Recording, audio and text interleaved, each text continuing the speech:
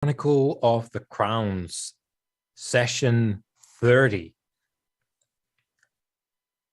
As they say in the song, it's been a while.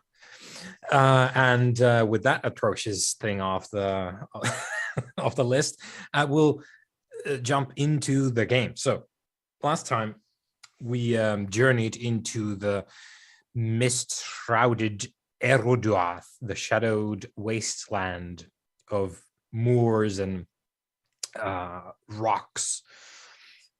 And we had defeated the Shadow of Despair that had been presumably somehow conjured or brought here to Eroduath by the Pale Ones that are, well, they seem to have settled into Eroduath in quite large numbers. This is news to everyone, really. Eroduath has been, regarded as a basically a cursed place. No one sane would go there because there's nothing there except danger and, memories of darker times. But we vanquished the Shadow of Despair with King Cameron's triumphant fire sorcery. The irony is not lost on me that we have a king who wields mighty powers of flame. And we are heading south, back to the great swamp of Oronin, to the Poet's Harbor. And I think we'll pick up from there. Meanwhile, in your journey from Eroduath, which is a little bit more north than Kaer Amaros is, on the way, your new friend that you conjured, Cameron, into the excavated cavern in Eroduath, Tarvalon, the friend of the king, the spirit that you conjured, who had ingested a portion of the molten gold armor of the Shadow of Despair. Tarvalon throws out the suggestion that, hey, I'm actually going to go direct to Kaer Amaros from here because I know the way. I know that the city is sort of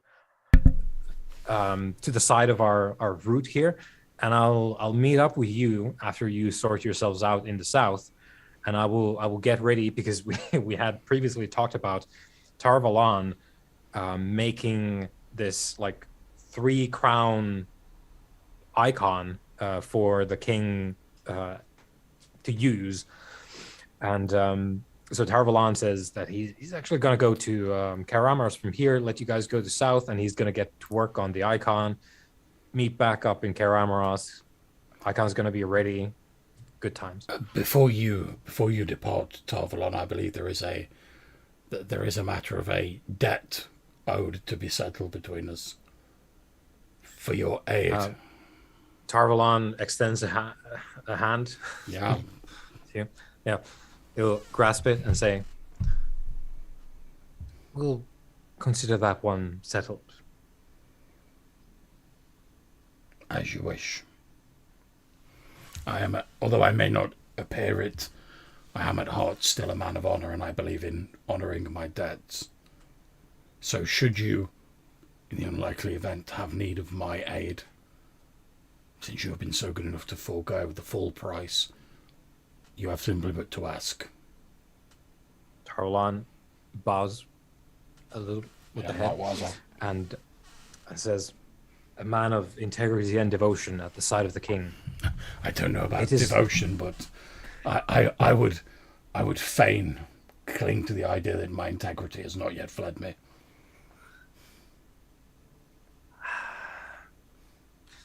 You think too little of yourself. If that was not devotion, what I saw when you faced the shadow, I don't know what that was. It was like unto the elder days. Till we meet again. Farewell, Tarvalon. May your journey be safe. And yours, right swift and true. Yeah, Tarvalon bows and sets off on a track to Kaer Amaros, and you guys continue south to the swamp. And we'll back into Oronin. You've arrived there's jubilation as you are returning, and yeah. What do you want to do in Oronin?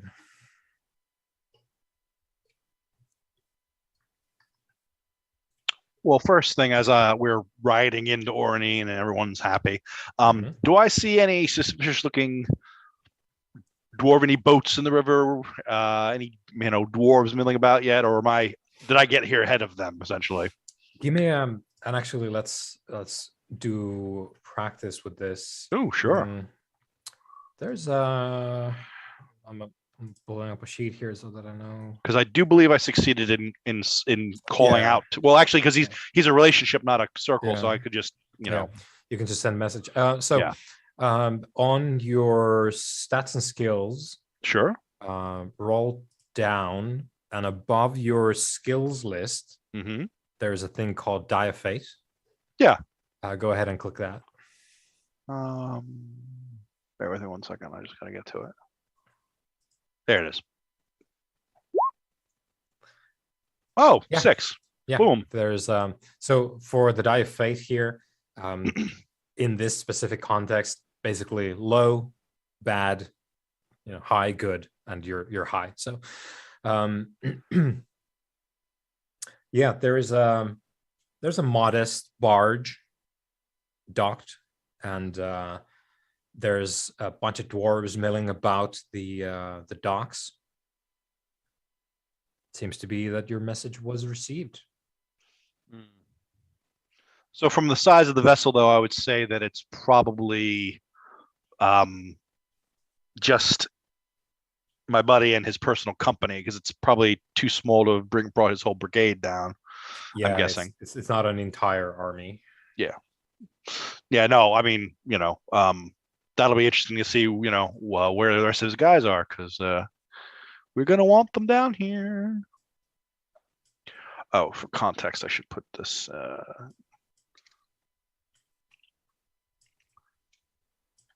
Just put this in the chat. So I guess what I'll do first then is I will go. I will head over to the dock then and see if I can't find. Forgive me, I have to actually look up my own relationships here. Carmir is the captain of the Darkstormers, which is the mercenaries that I called for. So yeah, and you do, and there's the reunion, the clasping of hands, the clapping of backs, and you are very quickly apprised. I'm sort of contracting a little bit here because we have a lot on our slate that we want to get through. So you're very quickly brought up to speed. This is what we have here, because there's a number of the boats are in Care Amoros. Well, not directly in there because the river doesn't go through the city, but it's associated port town. Probably. Yeah, they're in there because the trade guild wanted to have a little bit of more of a presence because they're having some tough negotiations going on. So glad hand, fucking glad hand. There's basically like the rest of the troop. Forkstormers. They're basically just standing there, being present because the trade guild wanted them there. He doesn't understand the details of whatever is going on, but they paid for the presence of those people there. Yeah. With the expectation that there not gonna be any fighting, but they just wanted more people. Yeah. So basically, he's here with basically probably the equivalent of a company, which is similar in scope to a Roman century, some roughly between 80 and 250 dwarves, probably, plus the crew of the boat.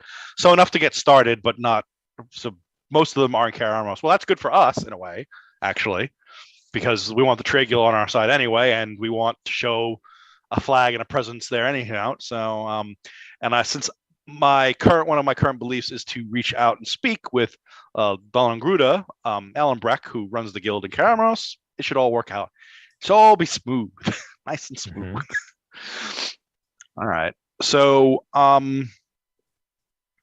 I guess before we kick back over to the other guys, I'll just lay out, since we're kind of moving through it a little quick. Mhm. I'll lay out to Karmer what I'm interested in here is that the docks need to be restored. We need to sort of create a base of operations here for the king. I'll explain to him my mission, of course, obviously, why I'm here, what the the Senate has and the speaker have kind of given me as a task, and why I needed him here, kind of showing the flag, obviously, because we need to show our would-be king here that we can help, but he also owes us, kind of a deal. So yeah, so basically I'll just lay out the idea. We want to restore abandoned parts of the city to use as a base. We want to help fix the harbor enough to hold many more of our own ships and any ships that King Cameron wants to bring down here. And basically just essentially we want to garrison Oranine. Not we're not occupying it, but we want to make sure that it's well fortified. You toss the poet out. There's a new poet now. There's a new poet. It's going to be John. It's going to be Ishmael. He's like, yes, I am the poet. I speak with poetry. No, Witness the poetry of my sword. Sword poetry. Yes, I'm well known for my lyrical mastery.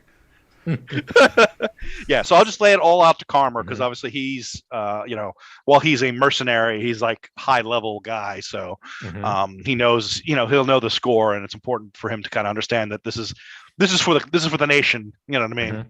Yeah, and he understands that very well, and he also understands that they need money, so yeah, he's on board, but he makes it very clear that that's not pro bono. I would never ask him to do it pro bono. Your king better have he doesn't expect you to pay, because you've just explained. Right. I just explained who's paying. We're working for this other dude here. So he makes it very clear that we're obviously going to expect. We got you. We just came into a fortune up north, a fortune. So King's got you covered, and hopefully the rest of the Thorkstormers too. Whenever the guild's done with them back in Cameros, I'm going to send Mrs. to Dalgrundo myself, just to see what the hell's going on back there. Yep. And so things proceed from there. And I will catch up after Ishmael and the king have had a chance to do something. So Ishmael, Cameron, any pressing matters to tend to? Okay, well, my first thing I want to do is obviously go and see the poet when we get there. Obviously, I'm going to get what's his name? I forget his name. Begins with B, I believe. Belagorn. I kept wanting to say Barabbas, and I'm like, I know that's not right. Basically go to see Belagorn and explain that we've, in very brief, explain where we've been and what we've faced. And basically say that we sort of set off to accomplish that, on the understanding that when we got back, the poet might teach us some of his arts. So I'd like to arrange to speak with the poet as soon as possible.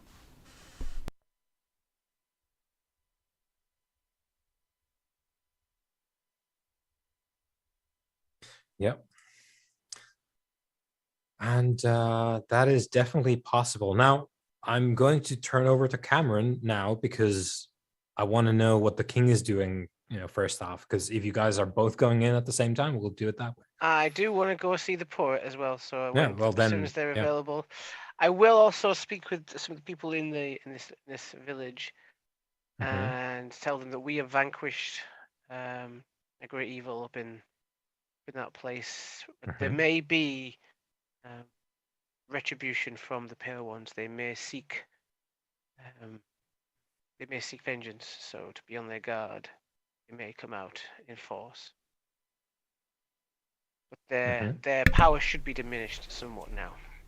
Well, since obviously I'm accompanying the king when this is going on, before we go and see the poet, I will, because these are like the Salanos, aren't they? Yep. I would like to see if I can.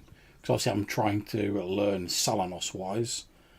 I would like to see if I can find out a little bit more about how this Shadow of Despair sort of links with the Pale Ones and fits into their path according to their sort of mythology and their ancient legends. Interesting. Right.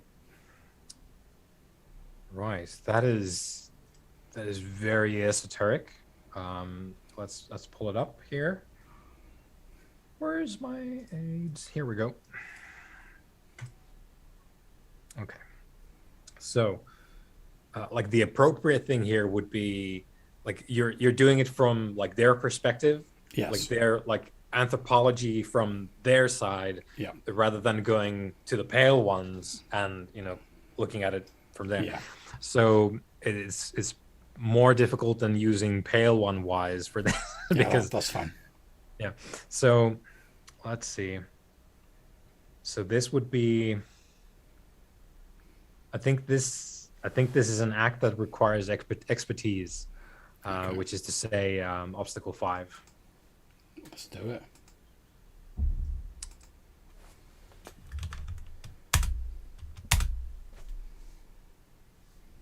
Didn't succeed, unsurprisingly. So.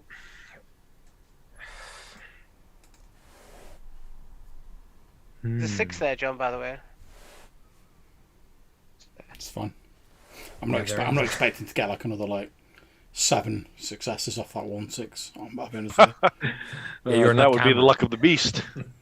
I feel unlike the king, I'm just a man with a man's dice rolls. I don't have that. I don't have that old tainted blood running through me. So we did the thing again where we didn't talk about the failure conditions before we rolled, which is something You we know did very well. very I'd well. have still rolled it anyway. So Yeah, but like it's just good process. good practice. But, Yeah. yeah. So.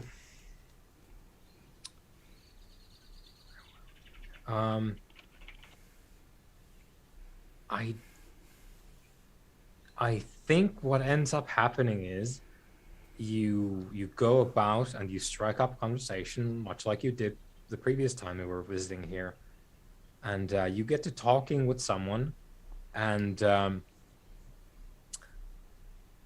it ends in an altercation where,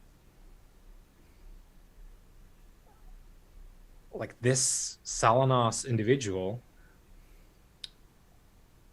you sort of get the idea that like they're talking to you about this stuff, about the pale ones, about the shadow of despair, and there's a weird feeling that you get as this goes on, and it ends up in a knife fight between this Selenos individual and a couple other ones in the, let's say, the street where you were talking, and it's. I think probably as the knife fight breaks out, as a man of honor who like inadvertently through offence or like my ignorance I've caused this, I'm basically going to try and obviously with handily being like impervious to weapons made by man, I'm going to basically try and like step between the guys with the knives, so like they end up like stabbing me, which won't do a great deal, but they're not actually going to be like shanking each other, because I'd be feeling quite guilty if like someone got killed over like me carelessly like fumbling over a phrase or something. Right. So you intercept, and well, no one gets hurt. Like people get caught, but no one gets hurt that badly, and the person that you were talking to gets apprehended, and you are simply told that whatever it is that you were getting into with that one, don't do it again, because what we think has just now happened is we've lost another one to the wolf song. So don't do it. Yeah, obviously I'll apologise for any harm my ignorance has caused, and I'll agree not to do it again. Yep. Until my So they next take roll. this individual away. Yep. For my next trick.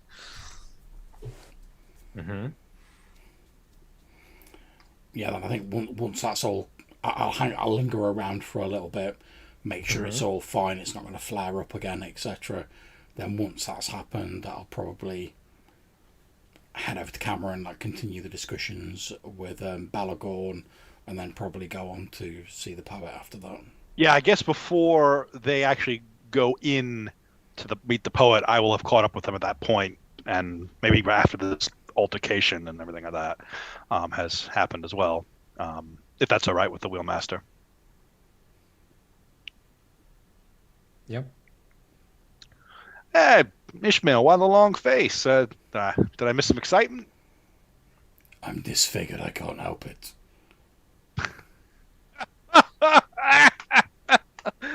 Oh,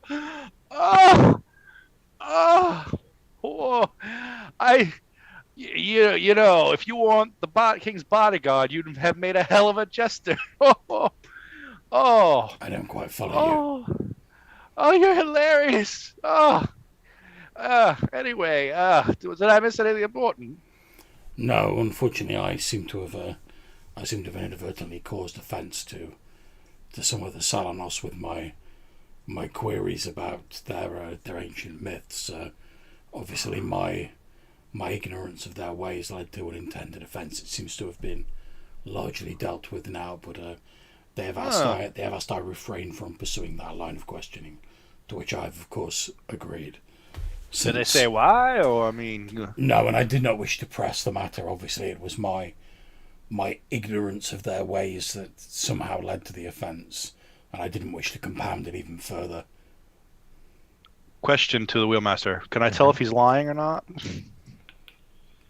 about what he actually knows?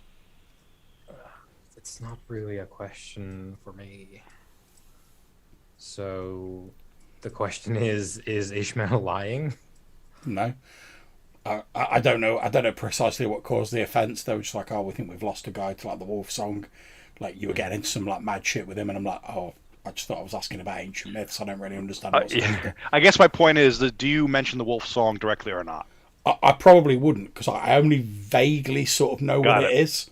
As far as I'm concerned, like Wolf Song is just their way of saying like someone's gone to the dark side, and I'm like, oh, that all sounds a bit to me. I don't really believe in all these ancient forces controlling our destiny. So I guess he's got a bit off the deep end, like, and that they call it the Wolf Song. I'm like, yeah, whatever, get your right. The only reason I bring it up is because Davern has heard of it and knows a little bit about it. Not a lot, but if you had said something, I would have maybe tried to make a roll. But if not, no. To be fair, because obviously we were condensing this, but I probably would have mentioned the term. I mean, it doesn't mean anything to me, but by the same token, I'm not like adverse to mentioning it. I'll probably be like quite sort of like dismissive when I say it, because I'm like, oh, it's just a fancy way of saying someone's like gone off the deep end. So that's perfect. Thank you, John. I appreciate the opportunity. No problem. So what I was angling for is because I want to develop, and this is up to you, which is more appropriate. If I'm interested in developing my the folklore skill, like things that I've heard, bits of knowledge along the way. Would the Wolf Song fall under that, or would it be more appropriate to have sort of like Darkwise? Which do you think is best? Darkwise is applicable, but it's not. It's like esoterica when it comes to the dark. But it's like the fringe of it, isn't it? Because I remember we had a Wolf Song Wise at one point. I think Cameron might have that, or not Davern. Glarby might have had it. I can't remember. One of them had it. And about the Wild Hunt. Oh, you had Wild Hunt Wise, right? Yeah, I did. Yeah. I'm just trying to determine which is the best role because I'm interested in skills to pay those bills. Yeah. Well, the best role would be Wolf Song Wise. Yeah, would it? Okay, cool. So yeah, I'll just directly try to establish a Wolf Song Wise. Am I around at this point in time? You can. Yeah.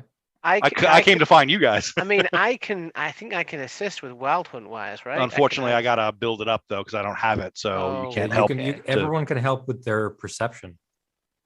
Oh, okay. If y'all want. So we're having this discussion, and I'm like, Wolf Song. I talked to that elf about it. All right, cool. Yeah. All right, so it's a raw roll. Everyone's gonna help. Everyone wants to help. Poor Davern. Yep, I'll help you. All right, cool. What's that difficulty on it? I will help with my perception of 6.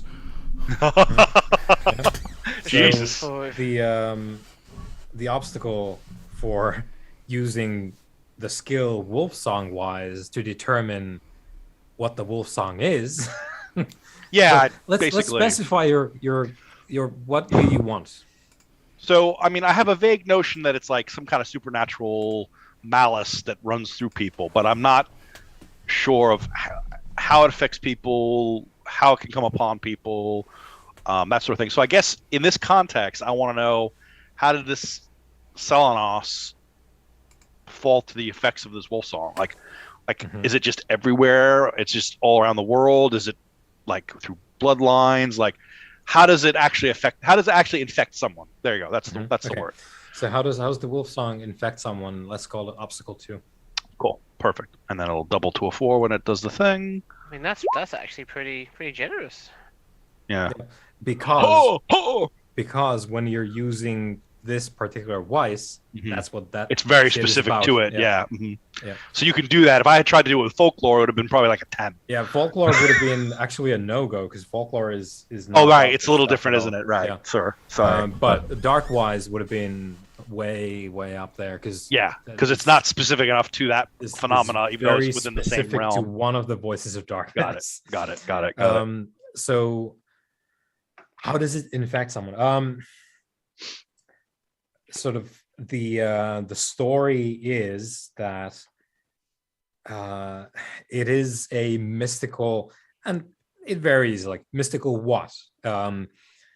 The sort of commonplace story is that it's a mystical song sung way back in ancient history that sort of lingers.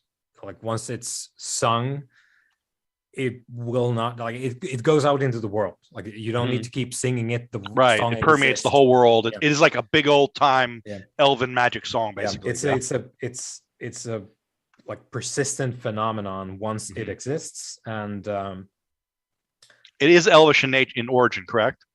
Because it's from the right. Okay, just want to verify. So it takes people, everyone, and it exacerbates their worst, whatever it is that they have going on, and especially people who have cause or can be provoked into anger, violence, hatred, fear. It gnaws on those people. Oh wow! So one does not so much become infected by it, but one, gives into it.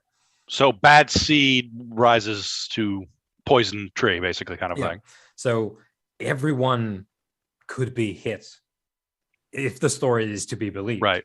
But it's apparently, if it exists, it is a persistent danger to absolutely everyone, unless you are more or less like saintly and you have nothing, you're perfect, mad control yourself. Yeah, there's nothing to hook on. You're good. But if you've got a grudge, if you're really, don't say that to me. if you're really hateful about something, if you are by nature,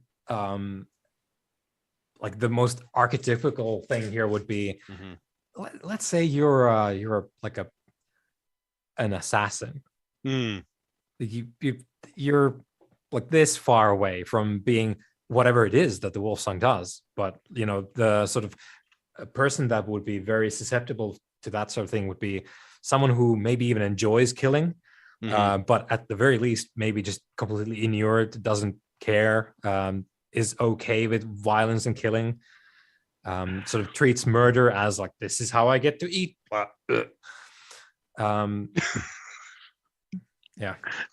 Yeah. All right, so we're all in trouble then, basically.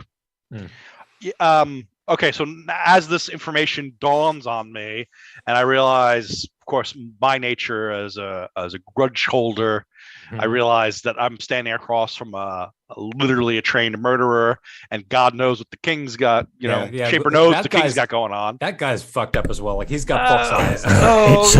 It's pronounced night.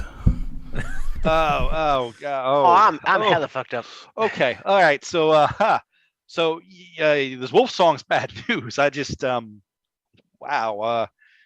I've been hanging out with some elves recently, and they were all going on about it, and I was very drunk at the time. Well, it took me a few moments to recall, but so this thing is bad elven juju from like way back in the line, like way back in the day, like when the darkness first fell upon the land, sort of like times. Okay, and what this thing does is it's everywhere. It's cast into the world. It can never go away. I assume an elf could maybe banish it, but they're busy right now, apparently murdering each other and running away and all this other stuff. So they ain't gonna help us right this second. But it preys on the weak, the baleful, downright evil. But it also can affect people, say, who keep grudges or make their bones killing other people or whatever it is you are, my lord. So all I can recommend is empty your heads, think good thoughts, lots of good thoughts, and just maybe don't think of things like wolf songs and fallen elf queens and oh god, I said it. Master Davin. Think no evil. Think no evil. Think no. Yeah. Sorry. I was there when the wolf song was cast into the world. I think what you probably saw was it being like. Do you know how like in like an opera? You know those operas you all do? Mm-hmm. Yeah. Yep. So during your operas, there's this thing called an intermission. Yeah. Yeah. And where the music might still be playing, but it's like in the background and it's low and everyone goes off, take a piss, get some more beer, whatever it is you're going to do. Well, that's kind of like what I think the phenomenon is like. It's like it was like here when she was this crazy elf lady was here, and then when she went to sleep or whatever, I don't know, it went down here. Always in the background though, you could always hear it. If you're an elf, you probably always heard it in the back of your mind if you were paying attention, I guess. I saw the moon bleed. Yo, I remember that. Yeah, was that you? You did that? Oh. I did. No, I didn't do that. I'm not responsible for that. Oh, okay. Because I could have added that to the ongoing rumors and things that I'm making about you. We're rigging you up, King. People are going to be frightened of you and also want to love you. It's going to be the real smooth. wolf song itself is something that I believe that is being dealt with. Yeah, that's what Terrail was going on. The Terrail guy, he was going on about. No, I don't know what Terrail is. Wait, what that majestic elven lord is doing, I do not know.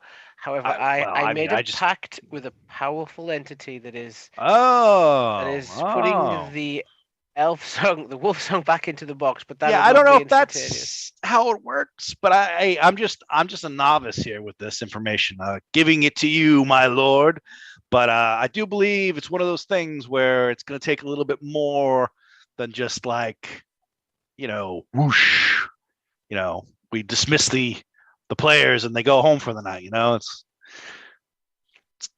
big, bad, nasty.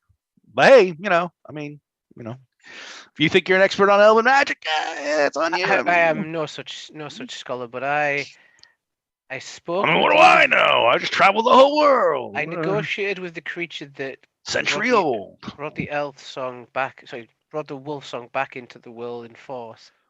Quick question, and I forgot this, and it's in some of my notes from somewhere. What was the name of the Queen of the Wild Hunt again? So that would be Ferrathil the Fair. Could you? I can't. Ferrathil has a number of other epithets as well. Yeah, would you? Yeah, she's got tons of them. I know. She's challenge a bitch. rating. Oh dear. Challenge rating for your fucked. Hey, she was very nice to us. Actually, she didn't like skewer us or skin us or anything like that. She did kidnap Terrail, but could you just spell that for me? Yeah, sure. Yeah. I'll get the epithets for you as well if I can. Oh, sweet, thank you. I'll actually write it in my current notes so that I don't lose it this time. Anyway, King, I just thought I should share that information with you because I appreciate it. We should also, maybe you can assign someone this job, I don't know, but we should be on the lookout amongst our own people as to the signs that they might be succumbing to this violent, murderous, I suspected as evil much. thing, like This is what I've been trying to impart upon yourself and others, is I'm not battling necessarily a physical war, although there is definitely a I'm aware. I'm physical aware. I mean, engagement I'm going on board with you, King. I'm on board with you. It's a spiritual war for the souls of these people, which is ironically enough a summoner's wheelhouse, almost like I was built for this. Well, that's an interesting way of putting it. Just glancing at my shadow. There's someone behind you. I think Darwin can see the eyes in my shadow. Like it's not just me. Like it's open season. Yeah. Everyone whoa, hey. You're I don't your kingliness, I don't want to be alarming, but your shadow is glowing. Yeah. Like with wolf eyes. It's kind of freaky, like bam, I'm from the circus, kind of like that.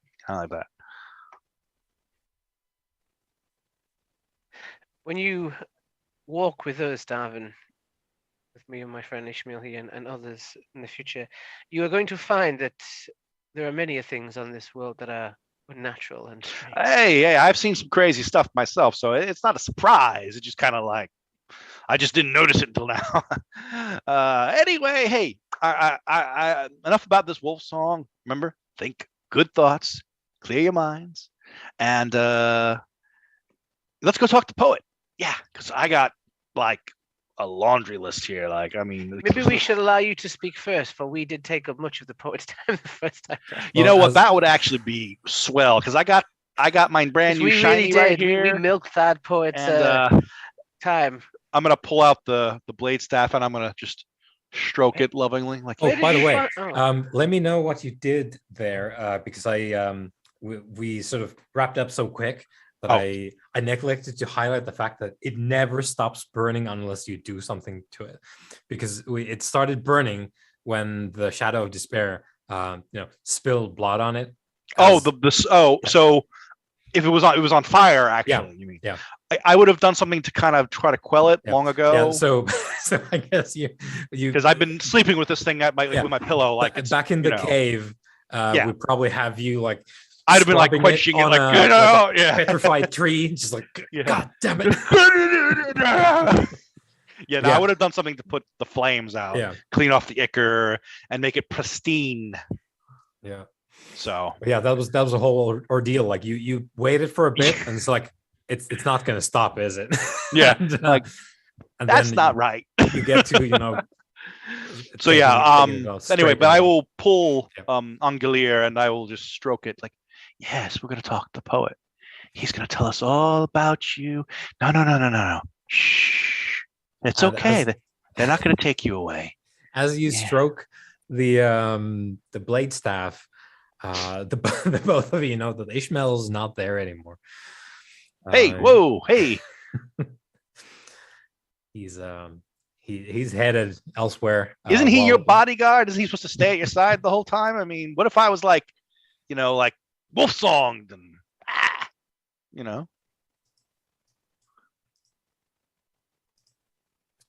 Right. So when I did that voice of darkness, I don't think you want to see what else I could do. Oh, hey, I would love it. I mean, if you could summon like a Titanic like deity to like just stomp through like the north and like kill all the Flame King's guys, that would actually be really good.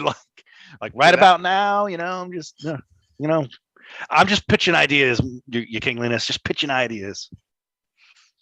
Well, anyway, should we go and speak with the dear poet? Is the king going as well? After you, my lord. Yeah. So we're gonna pick up from there, but I've heard from some dude on the internet goes by the name of Red Dust Diaries that occasionally it's good to have breaks in your sessions. So, I saw that one the other day. That was good so, one. I looked at that video and I would conclude. So let's take 5. Take 5. Okay. Yep. Use the facilities. Sweet. Get your drinks. See you guys in a minute. Yep. Will do. Hmm.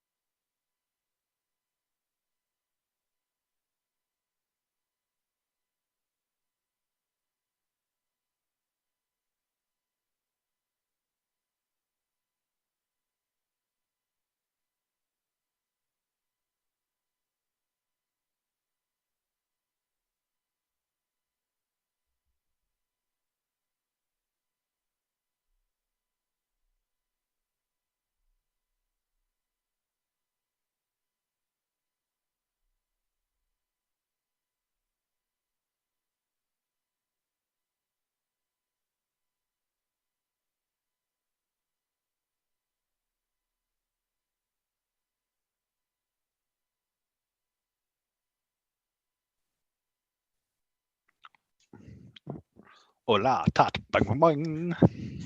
No.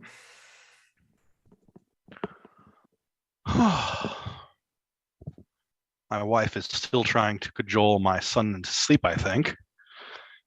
Passed by his room and heard her still, I think, reading Not the Reading wolf some- song. No, we're reading something called The Faraway Tree, which I think is like a British child's classic. My wife grew up on it, so actually it's been a banger, and it's interesting because it really focuses, in a way, you get a lot of perspective of like poverty Britain from that time period that she was writing about, like how these people like lived and how the kids sort of viewed it, even though they were going to a magical land. In other words, I think it teaches good lessons, on top of being about a magical tree. Yeah, if I remember correctly, it's an Enid Blyton one, isn't it? Yeah, I think that's the name. Yeah. No. And I think it's supposed to be basically like Depression-ish era England, and they're out in the country, and basically it's very interesting because it's like she doesn't dwell, but you get the sense that's like, because it's from the child's perspective, they don't necessarily see the full struggle, but you get the window into it. Also well known for doing the book series The Famous Five and The Secret Seven. Yeah, right. I think my wife mentioned it, and aren't they doing a new movie based on one of her other ones about kids on a train? I don't know. I just know when I was growing up, when we stayed over with my grandparents, she had like a whole collection of like Enid Blyton. Yeah, she's got tons of them. Apparently, she's like pretty prolific.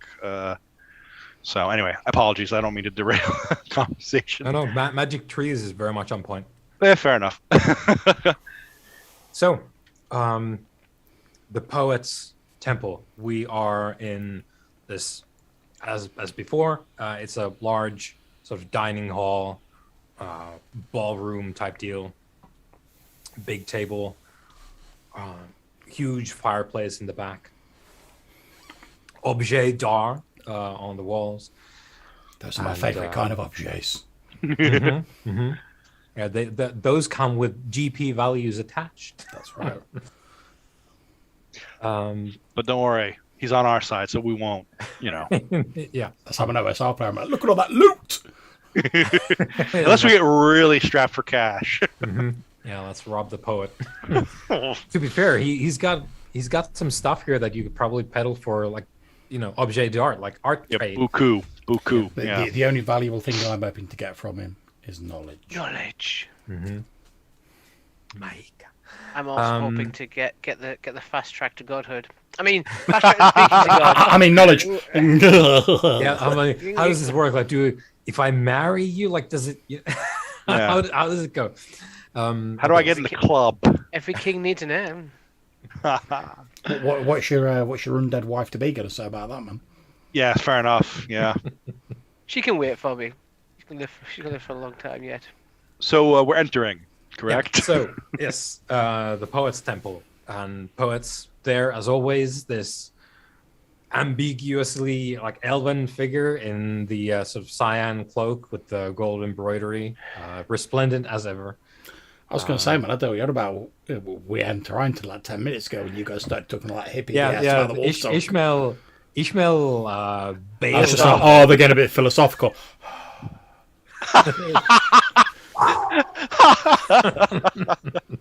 So I was like, they're talking about Ishmael's magic there. stuff. This is not my vibe. Ishmael, if you have accepted it, the poet has given you a goblet of wine. Yeah, I as accept you that. can. Again, his Jesus juice was plenty handy last time, so yeah, I'll have a sip of the wine. I won't drink too much because obviously I need to potentially be ready for anything, but I'll take a sip to be polite. Yeah. I'll have obviously explained, where we just to like cut down on it basically for when like the king and Davron arrive. I'll have explained, we've travelled up north, we've faced and defeated like the Shadow of Despair.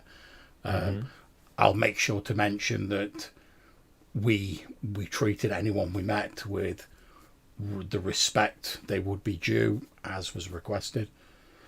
And now we have returned, and I'm hoping to continue our previous discussion about me learning his craft. And I'll probably mention that Davron's also got this like gold thing that he wants to know about. Yeah, and Davern will stride in just to the side and behind of the king, kind of like using the staff to walk. And as I'm coming, I'm actually talking to the staff still.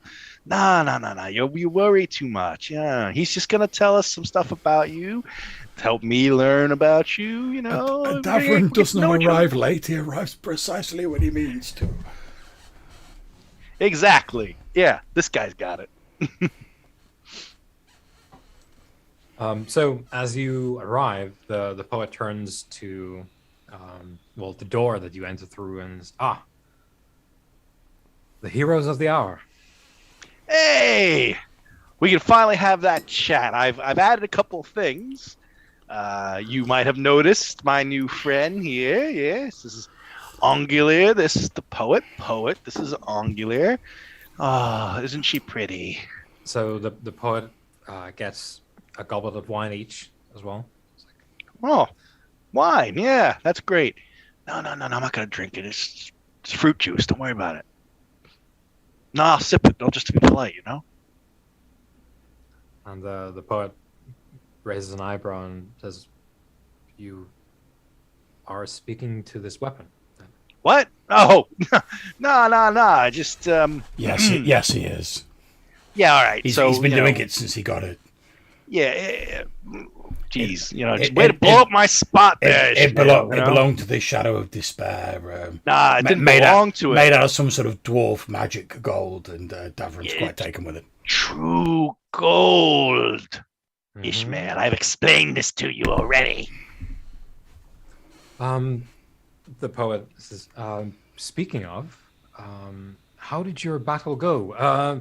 Ishmael has given me the overview here. Oh, he was brilliant. We would all be dead without Ishmael and your little vial of magic waters, because that thing had like a really bad juju aura. Like it was like, indeed. We were like dumbstruck by it. Like, oh. When we approached the creature, there was a crushing weight of despair, like a shadow that fell over all of our souls.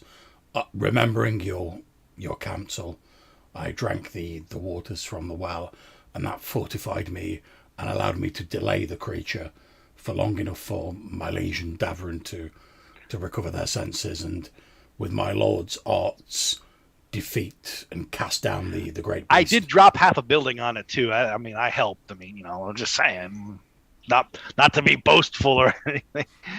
Yeah. And I am glad that you all made it back as well. A truly remarkable feat that you have arrived at. And, indeed.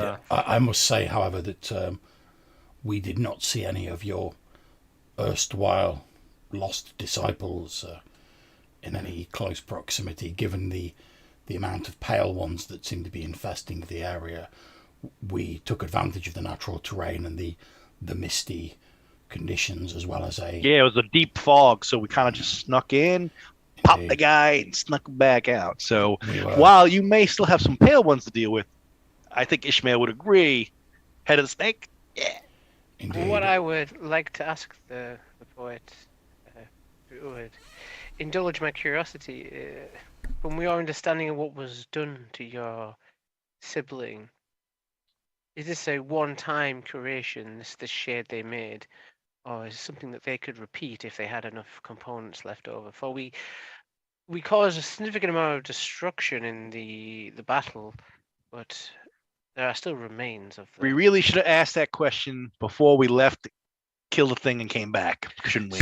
Some knowledge can only be obtained after the fact, Davin. Indeed, and I fear, with my opinion as a long-time warrior that we were ill in any position to pose an organised threat had the mass of pale ones plus the lost disciples have been mobilised against us.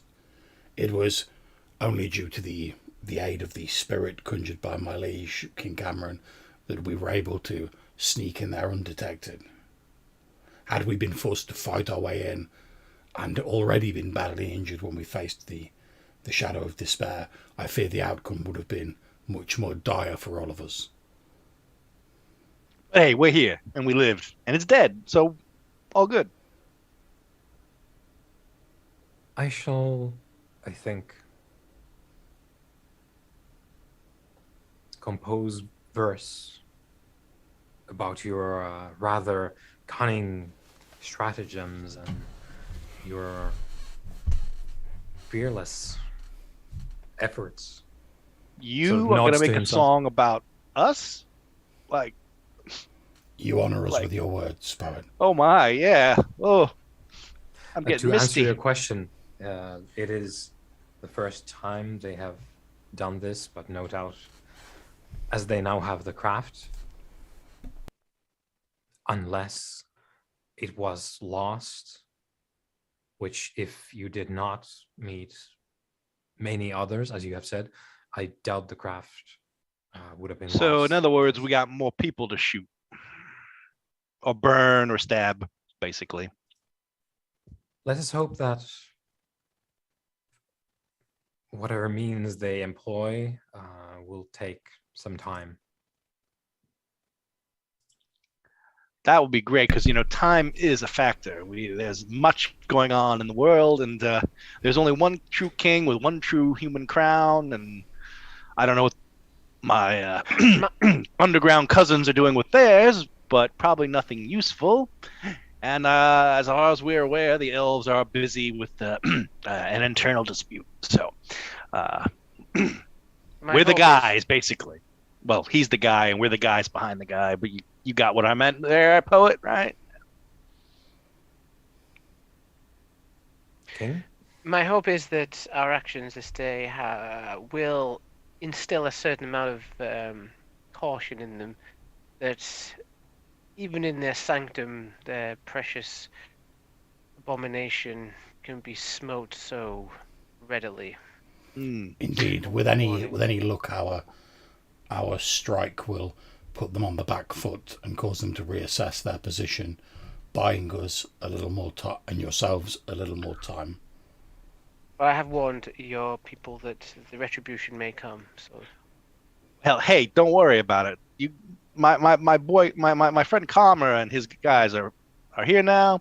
I mean, not all of them, but I mean, a couple hundred dwarves is worth 10,000 pale ones. Trust me. I mean, and these guys are the best of the best. I mean, they're some of the finest warriors in Allentyne, probably finest warriors on the continent.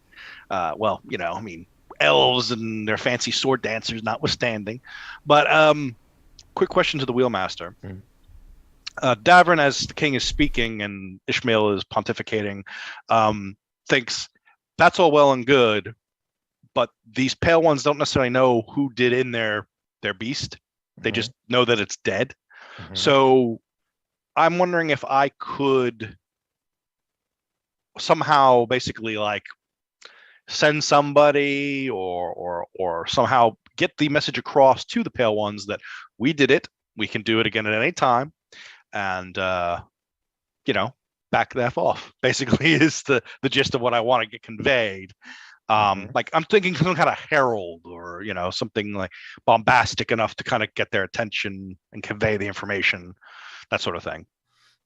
And it also might take the pressure off of Ornine directly, because then they would be more interested in killing us, which is preferable. So this would then be one of the mercenaries that you're sending out. Yeah, I would have to probably send like a small detachment, just to kind of like go up there, blow their horns, be loud and dwarfish, and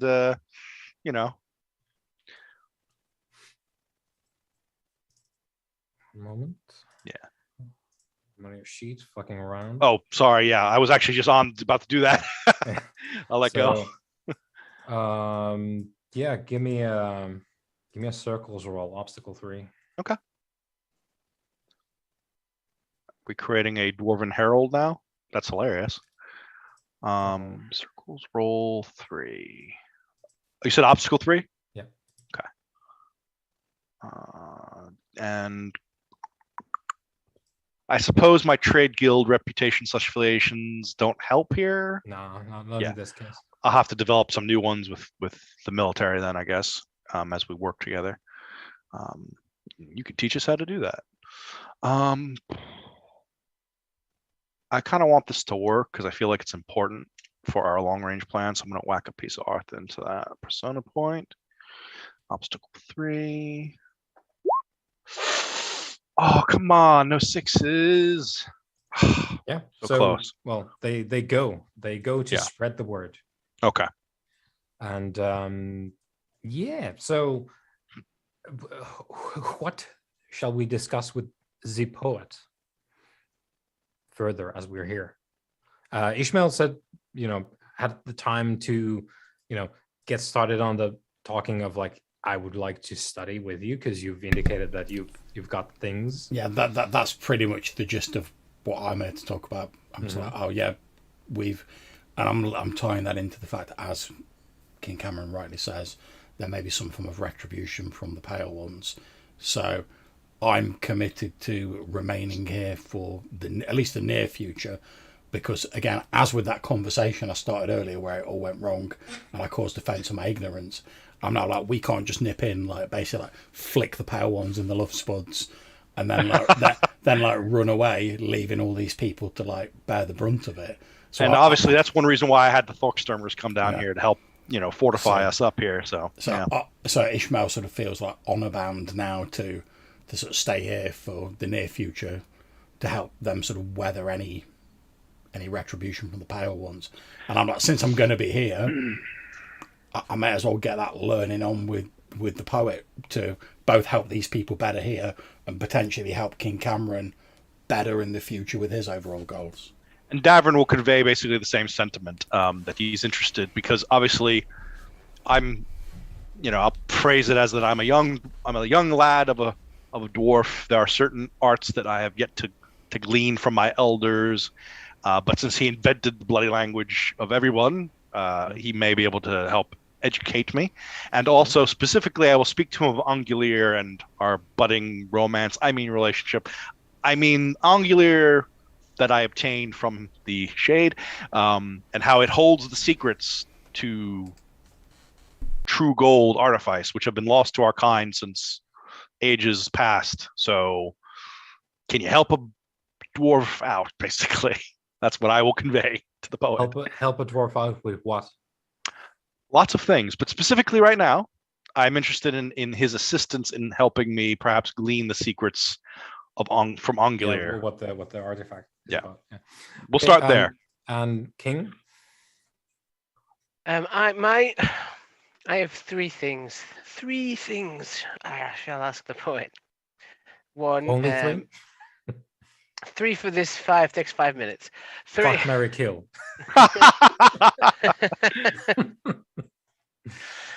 Beric, the king and the Flame King, and Wraithwind.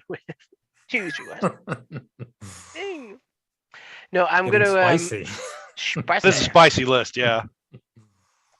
Again, permission to restore the dock area in the area, just to reaffirm that commitment. Kind of already started doing that there, Chief. I know, but you're not the king. I was imagining, since you mentioned Wraithwind, I was imagining like Cameron being like, poet, I know this woman called Wraithwind, which she's considerably older for, and I have a great concern, poet, that I'm not ready for that particular jelly just quite yet. In part of that agreement, I'll take a small force from Caer Amos and post it here in a purely peacekeeping manner.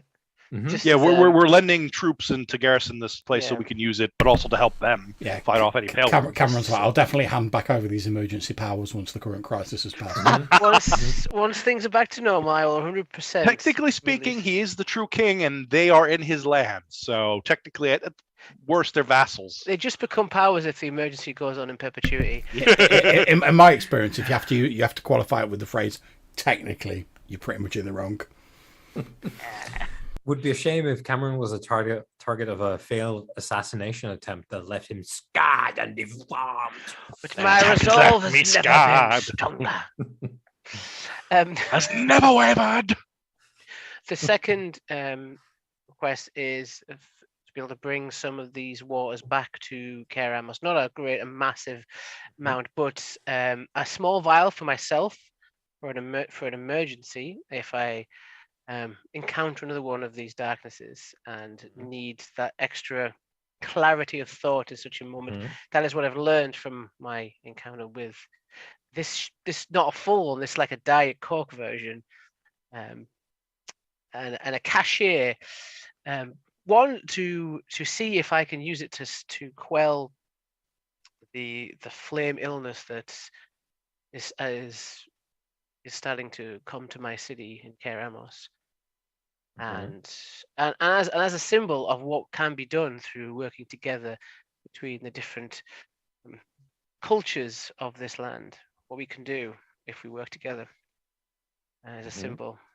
And we agreed that possibly I could send people here in the future, but not a bombardment, a slow sort of opening of trade in this manner. And I send you the sick people, you fix the sick people. And to be totally honest with you, dear poet, there's a war going on right now. There will be refugees coming, and a safe harbor as we are attempting to rebuild in a mostly empty city.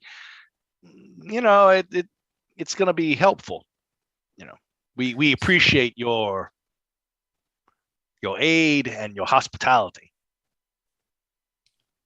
So the list of asks is bring in, is it okay for us to bring our people over now and in the future? As we already started to do. Some of the water from the Well of Awakening, and teaching Ishmael. Mm-hmm. Yeah, and there was the third. And Davin wants to learn, starting with Ongilier. Yeah. Got some, I'm in the same camp as Ishmael, basically. Relic lore, yeah. Yeah. And the third one from the king?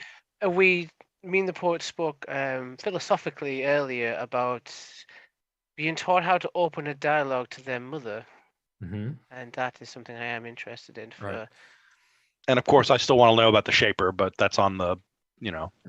Well, we will have time to talk about all this. And so with all this being on the table, we're going to jump into even more timey-wimey, floaty bullshit. There's some info that you'll get just passively from the world as this goes as well. So it's entirely okay for people to come over to Orny. That's fine. That's never been not fine. It's just that you are being explained this as your stay there lengthens. That it's just that a lot of the people in Dorothea haven't really, there was an extended period of time where they didn't have contact with the people in the swamp, and as a result, it became this place that people didn't know much about, but they made up a lot of stuff that they didn't know about, and also it is a deadly environment. So Dorotheans sort of lost contact with the swamp and then concluded the swamp's really deadly. There's poisons, there's diseases, there's also people that when we went there and tried to steal their shit from their temples, they killed us. And so it's fine, but people need to be cognizant of the fact that you don't mess with the shrines, you don't fucking steal the relics, and you don't try and kill the poet. So that's all okay. And trade especially is very welcome over here. The poet will take Ishmael under tutelage, and will be discussing the king's and Davern's topics as well. Now, some of the sort of world stuff going on. So I'll go through my thing here first. So you hear what's going on in the north. So Beric is putting up a very good fight, and that is the thought goes, partially because the last king has rolled over enough princedoms by now that we're sort of getting into the more densely populated places where there's more people that Beric and everyone else can rouse up and organize. So they're getting access to better and larger amounts of resources and people, which means that the sort of tactical retreat becomes easier and slower to do, i.e. better for anyone who doesn't want to join up with the last king.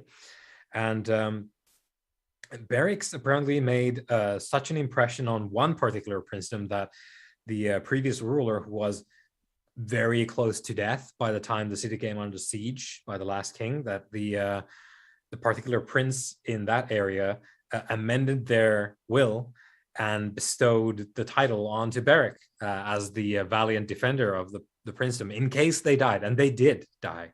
So Beric is now the Prince of Harlond legally, as much as anyone outside of Harlond cares about that.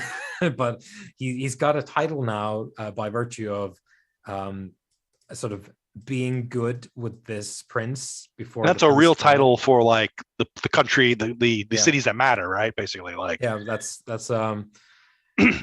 like a prince of one of the city states. Yeah, because he had Strathfell before, but that was kind of like Strathfell wasn't even in the crown lands. Even in no one gives. This is an actual crown land city. Yeah, this is an actual crown lands title. So he's upgrading. Yeah, he's sort of like he's the marshal, putting in the war effort. Yeah, I love this guy. The prince is like this is very good, and I will not. I'm almost dead already. Like there's very little I can do for my people, except maybe I'll toss the title over to this guy who seems to have like 2 working brain cells, and maybe he can save it. Maybe he can do the thing that I'm too old to do now. And then he perishes in the siege, and Beric is now a prince. Now Harlond has since been destroyed, but it's a mass evacuation. Now that he has the title, he told everyone to fucking leave. Mm-hmm. So the entire place now emptied, and because most people are like, well, we don't want to die, and this guy is now at least technically our prince. We're gonna do what he says, because he says if we leave with him, we're gonna live. So we like that. So basically, there's now this massive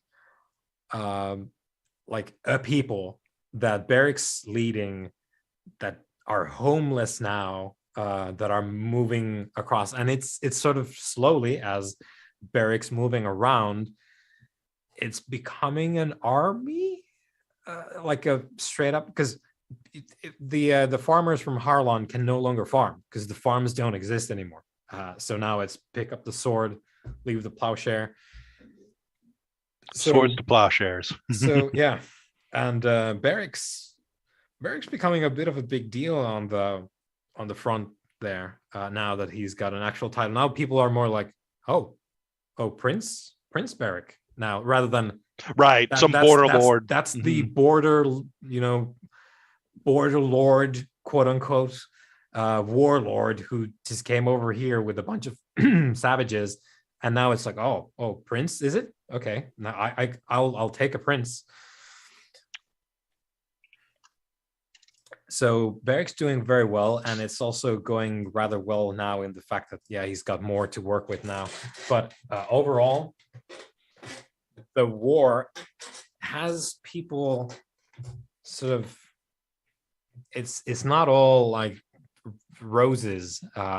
Beric's doing quite well because of various things, but there's a number of princedoms that are more or less closing the gates. It's like, it's war, everything's shit. You guys deal with your problems, we're deal with our problems. Gates closed. Fuck off. But there is a sizable resistance going on now, largely due to Beric and the good people at his side, and the title. Now the title is a major factor in this, because the nobles in the crown lands don't give a shit about some wildlands warlord, and now they do. Now they care about him. So yeah, he's in their world now. Yeah, now he's up here, even if his background is not spotless, because he's from far away, and that's dirty. But yeah, so seems to be going relatively well for the moment, because of Beric's new title. Kaer Amoros, the trade guild there has been forbidden from trading. Yeah, the trade war. Not in selling, but they can no longer bring in or ship out anything from the city. There's like the reasons are a little bit hard to decipher, but it kind of boils down to there's some stuff that has been discovered in the incoming shipments, that there's some suspect dangers or spoiled stuff in there, and the sort of growing tension of the war going on led to an immediate decree of like, no, you guys don't move anything, not from here or to here. Like, you guys sit tight for now, because clearly your shit is not on. Bloody glad hand. And the trade guild was like, well, this is not great for us, because we are merchants, but like we can't really, like, there's no leverage.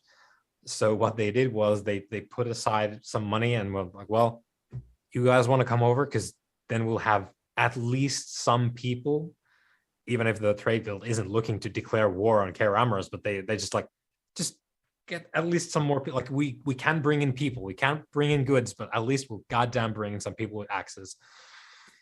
They're going to remind them of some dwarven hospitality. Yeah. But that's what's going on there, and it's dragging. It's long, and it's starting to look like they're being starved out.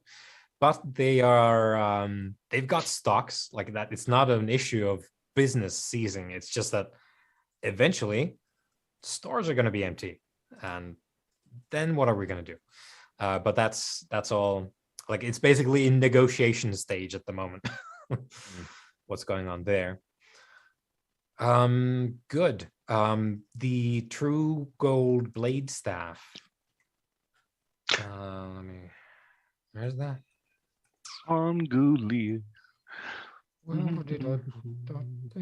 So I don't have a separate note for you yet, and we'll deal with that as we go. But yeah, if you want to just create it and then put it in there later. Yeah, I'll we also need to review the artifice thing that I put in the skills as well, so we can. Yeah.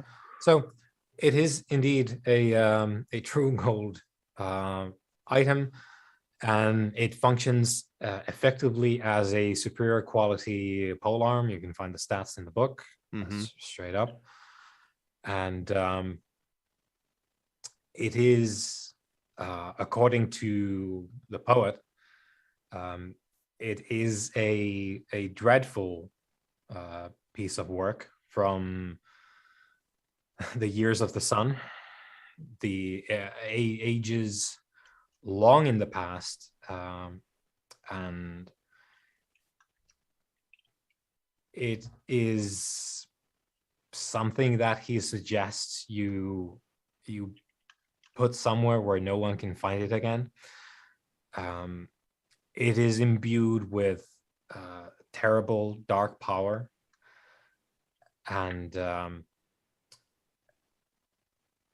it desires blood sacrifice. Sounds lovely. Question: as we're talking, me and the poet, I'll frame it as: does murdering one's enemies count as blood sacrifices? Because he seems to think so. I got lots of those. If you were to murder someone, that would probably be the thing that the staff requires for the dark powers in it. Now, these dark powers, are he specific, or just asking for a friend? Yeah, so he he indicates that he's not really in the business of teaching, dark sorcery to anyone. Aww. That's very sensible. That's very sensible. But it is imbued with the sorceries of darkness. It looks elven. It has a portion of it is because the true gold crafts are traditionally associated mostly with the dwarves.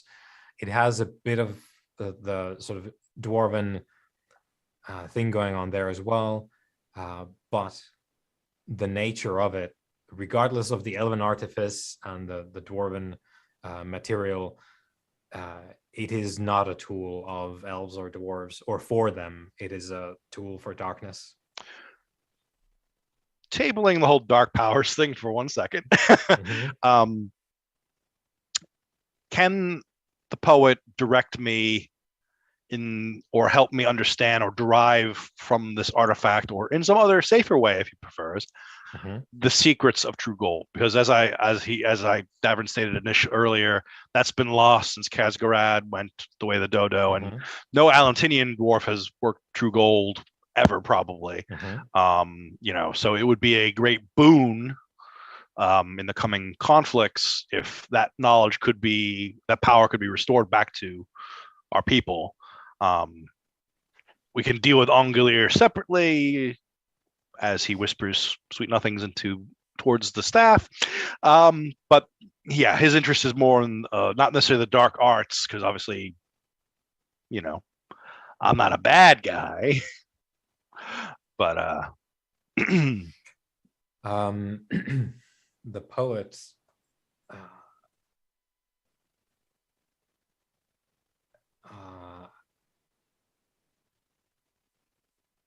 doesn't need the staff for the discussions about the true gold. The poet knows the secrets of the true gold. Well, I mean, I get that you gave us the languages, which we then, use to create ideas, which then we use to create artifice, and I get all that, but I mean, that's a part of us. I mean, it is in more ways than you know. Well, I mean, that's why I'm asking you. I mean, you know things. You were there. I mean, you might have. Do you wish to know the story? I mean, you have met a dwarf before, right? We love stories almost as much as we love. Just let me change my notepad, because this gold. Yes, please. Elucidate and enlighten me, oh dear poet. The deep law. You had mentioned your ancestral figures in our previous talks, and I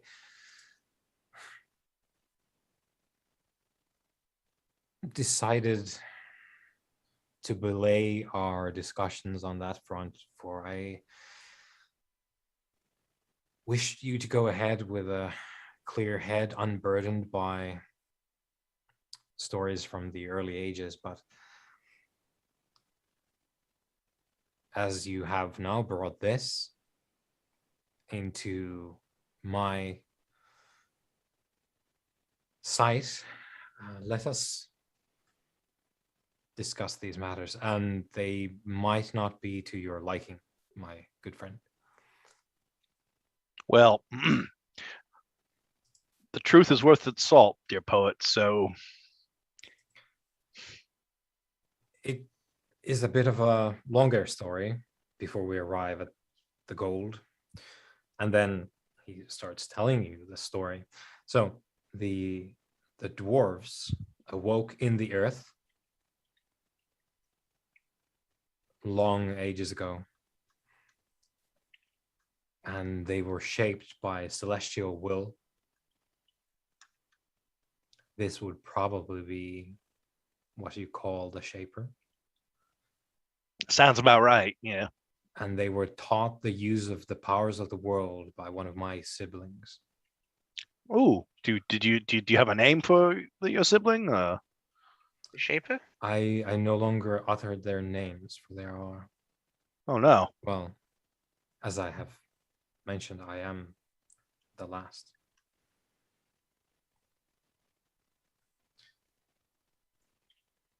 They were taught by one of my siblings, and many ages passed, and the Celestials grew jealous and greedy of the fate of your people, shadowed as it was by my sibling as well as their hand. And they pronounced what some would term a curse,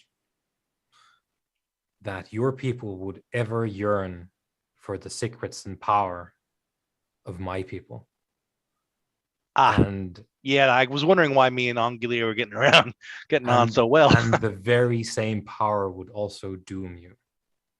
Yeah. Is that about the itch? That's the itch, right? Well, the poet raises both eyebrows immediately and says, "Were you struck in the fight?" Oh, well, that's two different things. Yeah. So yes, and I was referring to the what's a good word for it in the more common language? The greed. But yes, I do. I will pull my shirt down and show him the scar, which sort of I imagine has sort of a kind of like a bronzish kind of rays coloring to it, perhaps, versus a normal white scarification.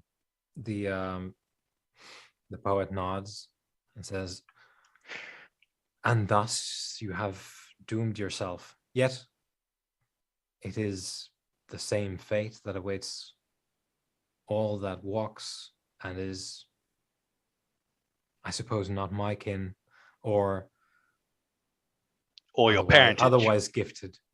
Hmm. This doom will take you now,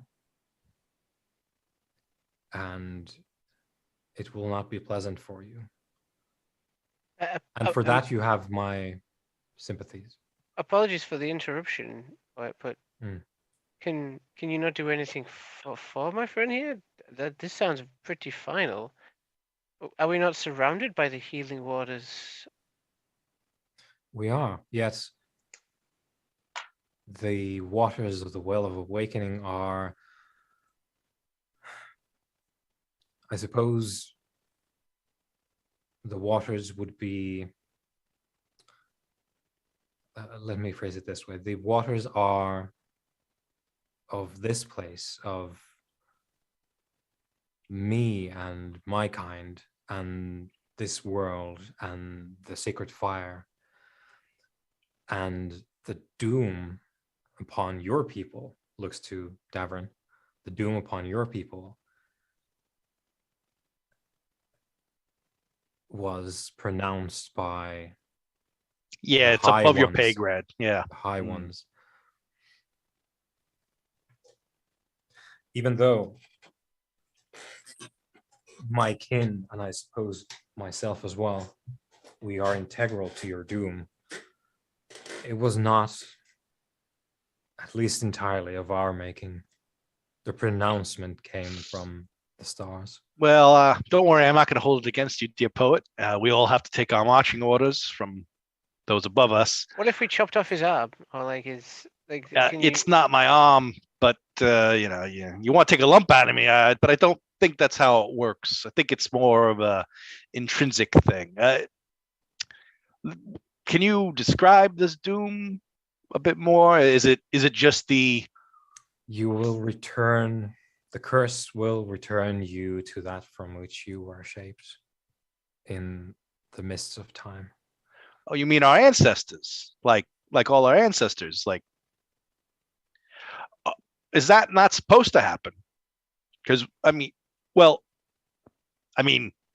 our beliefs up until this point, or that when we are too old and we return to the earth, we become as the stone. But we are just simply awaiting from to a future time when the Shaper will come and breathe life into us again and remake the world anew. We still, hell, I just talked to my great grandpappy last year, in our cairns beneath our city. There was a time when this was not your fate. That is also long ages ago. However, you now afflicted with this doom, in particular, you will go before your time. Well, who wants to live forever anyway, I guess. But I mean, you're kind of rocking my entire belief system here a little bit, poet. It's a lot to take in. It is because of this reason that I hesitated when you first approached the subject. Oh no. What am I gonna do? Sit here and cry about it? I mean, I suppose I could ask the king here to call up the Shaper, get him down here, and I give the Shaper a piece of my mind directly. I do not think the Shaper would be pleased to. Yeah, they don't want to. Oh well, I would never blow up your spot, dear poet. Don't worry. So let me understand this correctly. So we weren't meant to turn into rocks. We are not being held in reserve for some great new world construction, because that's what we were supposed to be. That was what we believed, at least up in Allentine. And it was because the gods were jealous of us. Why? How could we make these high ones jealous? I mean, we were but flesh at that time. I mean, I know our artifice is pretty handy, but I mean, if they're truly the celestial godlike beings, I mean, I'm starting to talk like Ishmael here now. I mean, if they truly were a god, what is a dwarf to a god? Ishmael is off to the side, like, yes, yes. Joined us. I have another question. The poet. Sorry. Well, he can answer my question first. Hold that thought. I'll just quickly a couple of things to Dapper. So, originally, your people did not return. They didn't die, as is the case for like elves, like how those some things. Certain other people, like the children of the stars. Yeah, okay. But and the poet explains that he's also not in the business of trying to guess or speak on behalf of the gods, for the right? high ones, Mm-hmm. what their intention is. But the fact is, the dwarves were woken from the earth, and they were shepherded for a time by the high ones and one of the poet's siblings. And there came a point where the celestials apparently decided that they should be the sole creators of the fate of your people. And they resented the fact that the poet's sibling was there to steer them as well as the celestials. So are you two are you different groups, or like, The because poet it sounds nods. so does that mean that you're like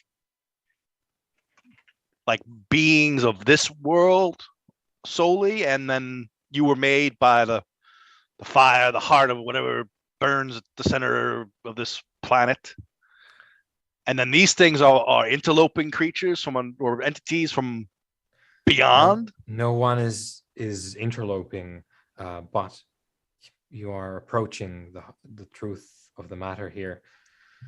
This place, I should say, being the last of my siblings, we are of this place, and we are this place, and sometimes a little else. As I have mentioned, my gift to you was writing, language, and the arts that flowed from that. The high ones are not interlopers. This world is, or was, and remains something that is for the both of us and for you as well. But we are this place and this earth, They are. It takes a good long while, more than he has thought of any other word so far. He just says, "Will."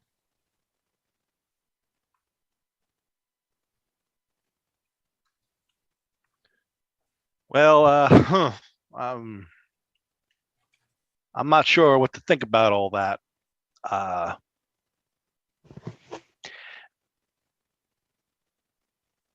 Whether they're manlings or star children or dwarves or beings like yourself, everything that lives should have the right, the unalienable right to decide their own fate. That's why my people left the Great Halls. My ancestors were told, you can't. And we said, we will decide what we can and can't. I believe this is, again, I do not claim to know the minds of those above, but I believe that this is a part of why they have turned away in the aftermath of one of their own falling. The darkness, right? Perhaps they too saw, as you have now seen, that perhaps too much will is no will at all. But very this wise. Is my musing. This is my musing. That's very that's very wise. It's poet. Thank you for telling me the truth. I would also hasten to add that you must be very careful now with the truth. You are a guardian of it now. As I have given this to you, you must guard it and choose wisely who to give it to. I understand. But I'll say this as well.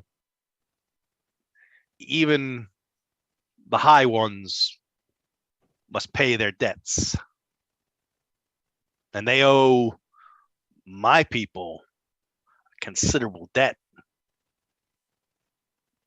I leave that calculus to you. Of course. True gold, though. Happier topics. True gold is the pain of your people.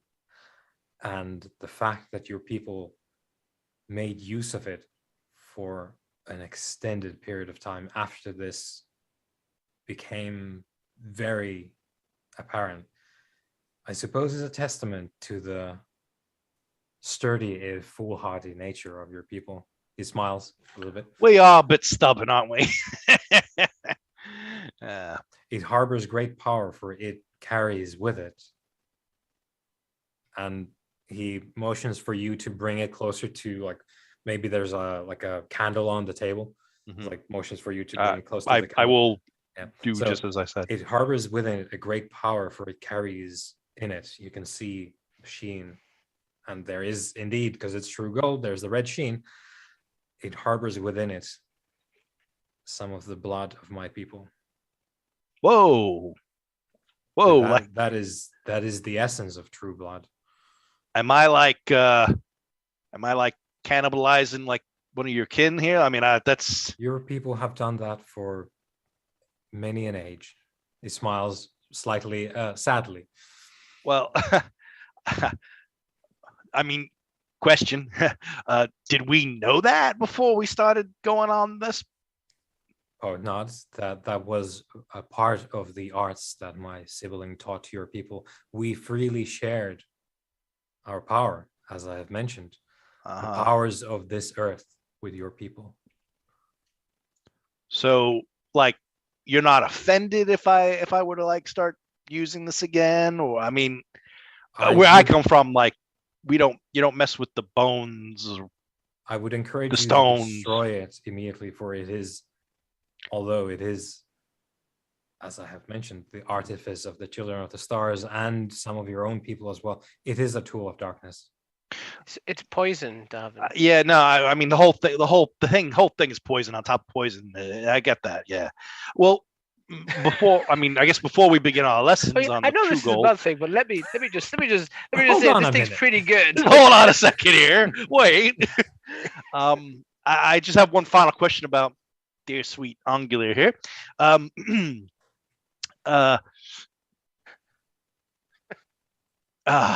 not as maybe poetical as yourself, but I have been known to tell a good tale and sing a fair song. My bagpipes are not too bad, but if there's darkness, it can be light, and the light banishes the darkness. So I understand what you're saying to me, but if this thing is as bad as you say, it's only going to bring someone else hardship if I pass it on or try to destroy it or bury it down a mine shaft. So could this thing not be rid of the dark malice inside of it and be returned to a more natural state? If it's of dwarves and elves, then You mean to save it? yeah. No. So it is Not irredeemable. by any craft that I possess. But not impossible. I fearfully leave that to your assessment. I understand. No, of course. Too much will, right? Yeah, I understand. Well, I think my liege has some things he might want to say to you, but I look forward to our lessons on the mastery of true gold. You were really sure? I mean, it's like I don't want to like offend you. You've been very kind and forthright with us. And where I come from, again, that is a serious business. You are not the only ones making use of the blood of my kin. Oh well, yeah, of course not. We just did one of those things didn't we? The poet nods. Hey, at least we want to use it for good, you know. I'm gonna go now in the corner. I'm gonna drink and maybe cry and drink some more. But my kingliness, after you. Tag in. Come along, Angelier. We're gonna go cry together in the corner now. So Ishmael, while this whole thing is going on, Ishmael has some reading. So there's scrolls that you've been given to that is sort of like preliminary poet arts 101 materials that Ishmael is sort of digging into. King, let's go. Well, I was there for the discussion of the fate of the dwarfs. I did want to jump in and ask an amendment question. And I would say, Davin, do not fear, my friend. Nothing is set in stone. This is. Is Ishmael teaching you jokes? Because that guy is funny, really funny. Every disease has its cure. You need to find it. We know who we have to call to make who owes the amends to my people. Don't worry. We'll talk about it later, my kingliness. Well, my question is to the poet. I think I have a little knowledge of this crown. The crown that is forged of a kind of will of my people, of humankind, correct? There's a kind of will to it. It has nothing to do with your people, but you are correct. It is it is of the high ones, which I presume you already knew. An idea. I'm still learning. There are not many who know the craft, and they are not forthcoming with information. I believe there was only ever one. Do you speak of Wraithwin? No, the one who taught your people how to do this. The fox. The deceased spirits? Yes. Oh, fantastic. David, no. My question to you, poet, friend of all. Well, not all. All that have good intention in heart. All that stand in the light. Get poetical. You need to work on your speechifying. Or near the periphery. I'm sort of what you would call in between. Yeah.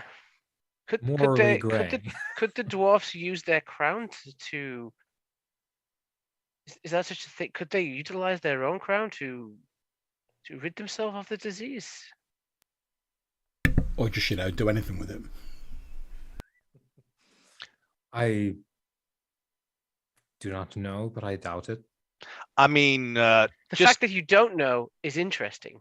That is what we call yes. This is indeed a craft, not of this earth. Hey, my kingliness, just a thought. As far as I understand it, the crowns are used in concert, and when they're used in concert, barely hold back one of these high ones, which I believe is the darkness that has infected our world. If I'm understanding that correctly, the poet. The poet gives a sort of non-committal, like. All right, so I'm sort of in the right area. I get that this is like family stuff. You might not want to share everything, but if it takes the 3 crowns to just barely keep the darkness at bay, probably not going to be able to undo the work of the high ones with a single crown, let alone probably all 3 of them. I think we're going to have to go directly to the source, is what I'm trying to say on that one. Not necessarily. It all depends on what you're asking for. Oh, I know what I'm asking for. I'm sorry, I'm interrupting. Continue, my liege. Okay. Well, Davin, my professional opinion, you should get rid of that staff immediately. No. She has a bad reputation, I understand, but I mean, even bad girls can be good too. You know what I'm saying? Well, I won't bore you with the details there, my kingliness, but let's just say that for now, it's best, I think. True gold's not easy to destroy anyway, so I'd have to learn the art of it from our dear poet here first. Give it to me. I'll destroy it right now. I don't think you could. I don't think he could manage that out of character. Cameron just takes it over his knee and. What I know of true gold and elven and dwarven artifice, I don't think it's just as easy as spraying it with fire and hoping it melts. Did I not just destroy a shade of darkness? Yeah, but that had a physical body to it that could be You're killed. not entertained. Just conjure up a spirit of a restless dead and be like, I take this back to the land of the dead. Will you? Yeah, that wouldn't that be a thing? Just like, hey, take this away to a different world. Jesus, job done. I mean, let's not get hasty here. I mean, that's kind of where I was going. I was going to be like, well, yo. And besides, if we're gonna summon spirits, we're gonna summon spirits to cleanse Ongolier, not take it away. Anyhow, we talked before, poet, about you helping me open a way to speak to your my progenitor. Yeah. Is it fair to call that like a world soul, or do you have like a name for it? Because, well, you invented all words. In the ancient days, the people of this world used the term the secret fire.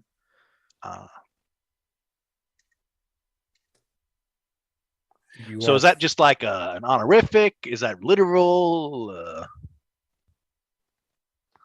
We do not have the kinds of names that are extant in the language that I have given you. Yeah, I get that. I understand. Perhaps a song I must learn then. All these things, and also every other term that you might think, are not offensive.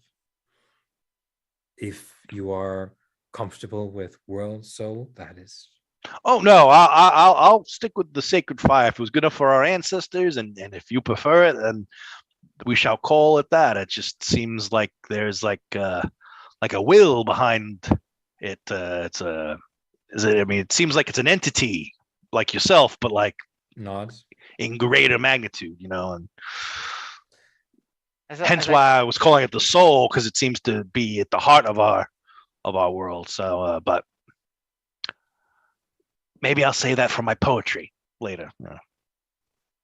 As I said previously, from my understanding of my position and my role in the events that are transpiring, I was built for this kind of summoning, and I am responsible for a lot of the pain and suffering that is befallen, especially my city where I studied for many years.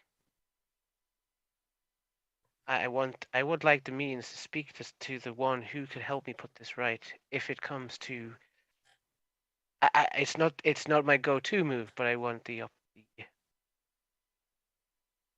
This is an undertaking unlike anything else across the ages. Not the first steps that you are describing, but the end of your path. You do realize it will have severe consequences. Yeah. It's not something I will do lightly, but knowing the way in the right moment could be, it could help the people. The people have no idea that these things are happening. The dwarfs, the elves, they're not who I represent, but overall, I am by proxy responsible for a lot of the suffering they are enduring. And if it costs me my soul, this soul was made ready for this task. So why not put it to some use? I fear that the price will be much higher than that. If it comes to it. I have other methods I wish to deploy first before taking that path. The following night will bring you enlightenment. You have my thanks. Is there something I could, a gift or a token of this sharing? Is there something I could give you in return, other than what I've already done? So I feel that this exchange, I would like I to be. require nothing. Your business is with my progenitor. You may not require nothing, but there must be something you want.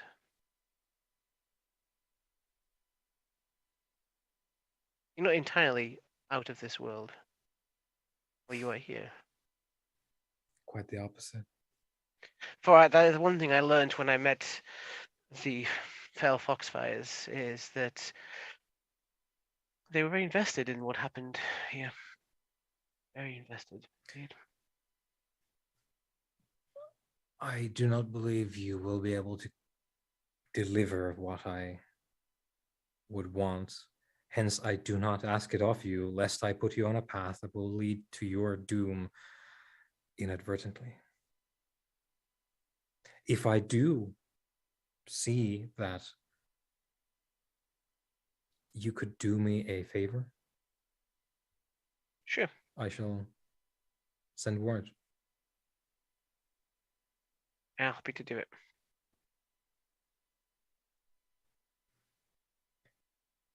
Very good.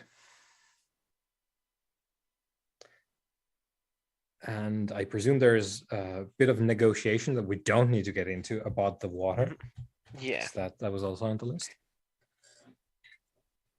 I'm going on the principle it's like almost akin to gold or a precious gem. Like I'll get a certain casket of it sealed that I can use, but it's not going to be, Yeah, you'll get several crystalline flasks of it.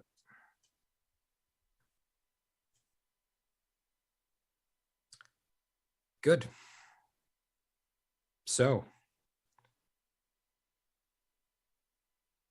how much time are we willing to spend in the combined?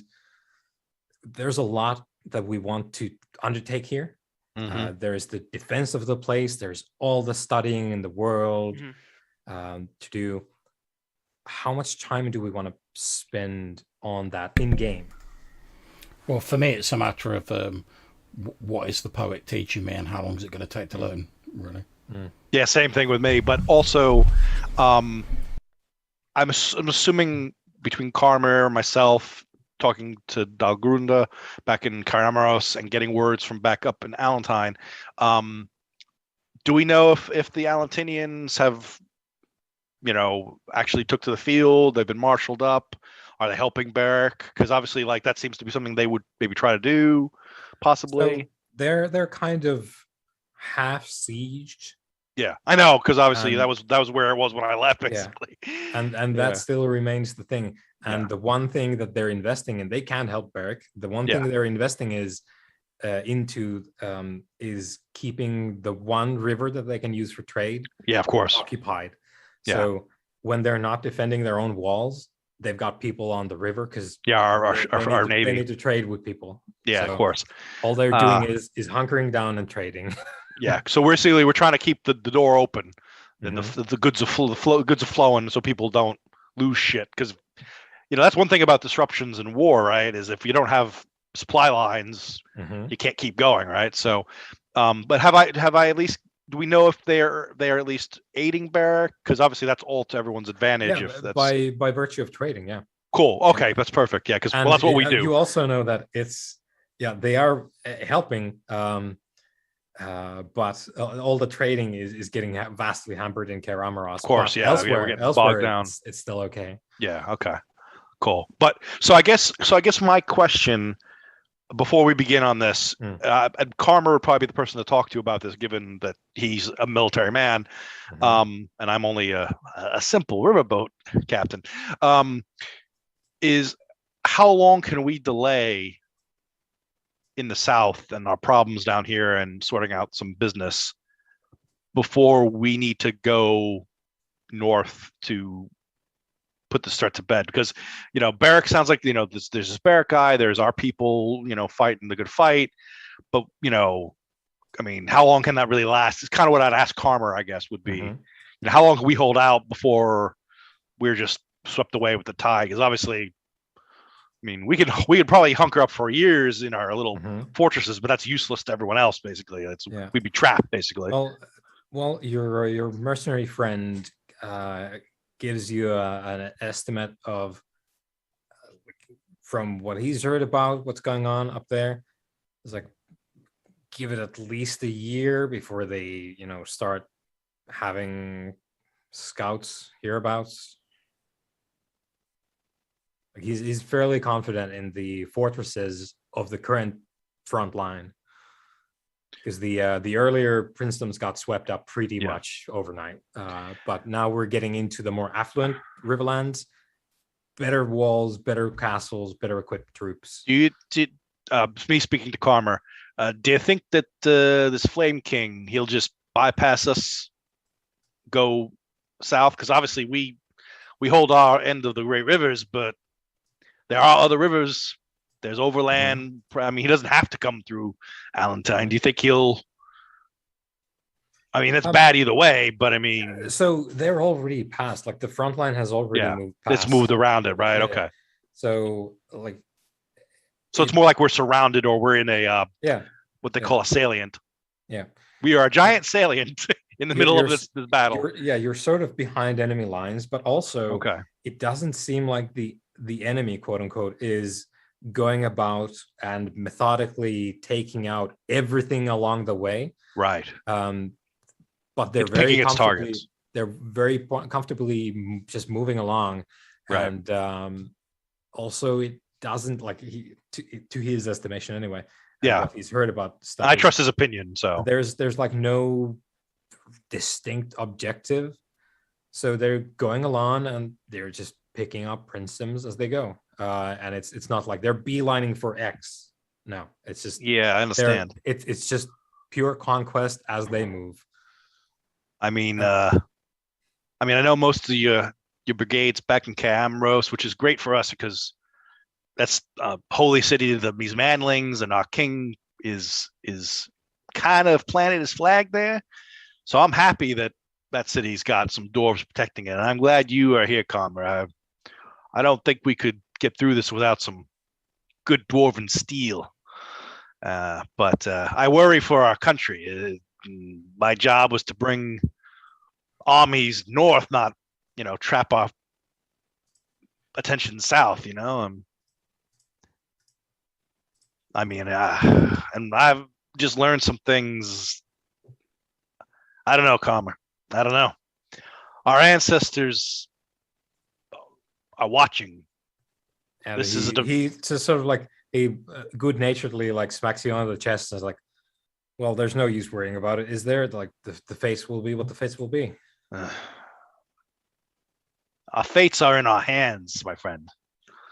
Exactly, along with the axes. Yeah, you're right. Thank you for your valuable opinion. Do you mind if I share it with my liege? Our liege, actually, technically. Yeah. How about that payment, though? And then, yeah. I get him to give you a down payment. Don't worry. And I'll skip it to the king. The king will know what I know about the military situation from the dwarven perspective in the north, and how we're basically more or less just are being bottled up, unable to really bring the full force of our services to his behest.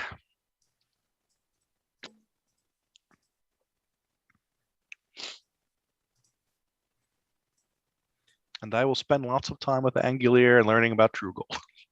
So, right. I guess now that we have an estimation of our timeline, guys, because we have at least a year before things get, apparently, if things progress as they currently are militarily, do we want to take like a few months, 6 months? Well, what number comes to the king's mind? The king's mind, the best mind in all of Karamus. Or in Ornine at this point. Well, the world's kind of fucked, so yeah, things are not looking good. I can't just rest on my laurels. If we can spend a few months here to give Ishmael some time, that's and great. Me time, obviously. I got stuff to do down here. But not too long before my needs are great and far. And news is starting to pile in about Beric, and no doubt any news from Riathel. Did we cover that? No, because I asked for an envoy to come to the city, and when I said an envoy, I meant an individual, not an army.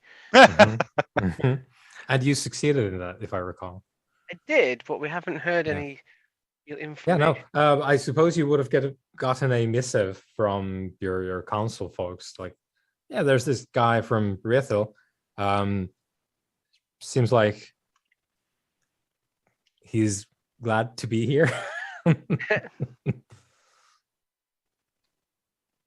So yeah, you've got like your fucking spy masters in Kaer Amros give you the estimation. Yeah, seems to be on the level diplomat guy, dyed in the wool, versed in the arts of oratory, all the politics, all the good shit. You've got an actual envoy there at your court. Not the situation. Not really too much information on what's happening in the city. Everything's quite all right. Riathel is focusing on domestic policy for the moment. Okay, and that's sinister as fuck. But there's been some proposal for a timeline of like opening trade up and like maybe looking into like some sort of half-assed apology for maybe the Holy War and, and all that stuff. Well, that's nice. At least they're realizing they may have done some wrong, but I think they're missing the whole big point. Whereas there's a king now. Yeah, they're not really talking about any king. Not really impressed with you yet. They're not really coaching it in those terms. Yeah. No. So but that's what's going on with Riathel. Okay. More important, did you send a message to your girl? Look, Rithwin made it clear that she can find me and contact me without me doing anything. Yeah, but that's not how you woo a woman. just I'm by not trying science to and woo the her. I'm difference. trying to get her to help. Help woo. To Davern, it sounds the same, really. I mean, that's how we do it back in Allentown. That's how marriage contracts start. I think you misunderstand our relationship. Nah. From what I heard, Ishmael was telling me. I mean, you were like, you want to like, I mean, like she's a pony. I mean, you know what I'm saying. You know what I'm. I mean, that don't make me be crass about it. I mean, I'm trying to get her to share a history of. yeah, share her history. I understand. That's integral part of courtship. Even an old wizard lady has to eat dinner at some point. It's just And convenient. even old wizard ladies have to get their rocks off too. I mean, as we say back home. The music was just there to set a mood. Okay, it might have been a live orchestra, but that is only because I was given around. Yeah. No, I understand. It's has nothing to do with courtship and Ishmael marriage knew a really good contracts chef and eventual children's and things. No, I get it. Yeah. I may have uncorked a really old, Riesling wine, but that's just what I had. Okay, it was a really nice evening. No, I get it. No, not courtship at all. I understand your kingliness. We talked about really important matters, like like souls. heirs to your future kingdom, which as the ambassador from one of your chief vassals, we would be keenly interested in the continuation of your line, Your Majesty. You trying to set me up with a wife? Well, I would get you. We got plenty of beautiful dwarven maidens back at Casparaz, but I'm not sure if dwarves and manlings can I don't want my son to turn to stone in a few years. Come on. Wow, it's a little too soon there, my kingliness. A little too soon. I'm just saying. I mean, I got a bunch of new scars now, and not all of them on the outside. All right, okay, all right. I mean, I would accept that your concern of it is grave if you didn't have the object you were scarred with in your hand. No, he didn't mean it like that. That was rude, number one. And number two, it's not her fault. Her wielder was a demonic being conjured from the netherworld. I mean, technically speaking, that's like you manlings' fault, really. So, I mean... To be honest, my king, Davron's correct. It is not the staff's fault, because it's an inanimate object. Well, my God. Ancestors preserved me. These manlings. I know he didn't mean that like that either. You know what? Me and Angeli are gonna go practice in the yard with some of the boys from the boat. Now, all right? That phrase I have heard before. I mean, actual practice. I'm not very good with. I shoot things. I don't usually do the infantry thing. So I'm broadening my horizons, your kingship, for your benefit, of course. Make sure you wear gloves.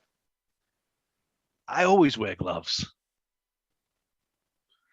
Perhaps carry a moist towelette.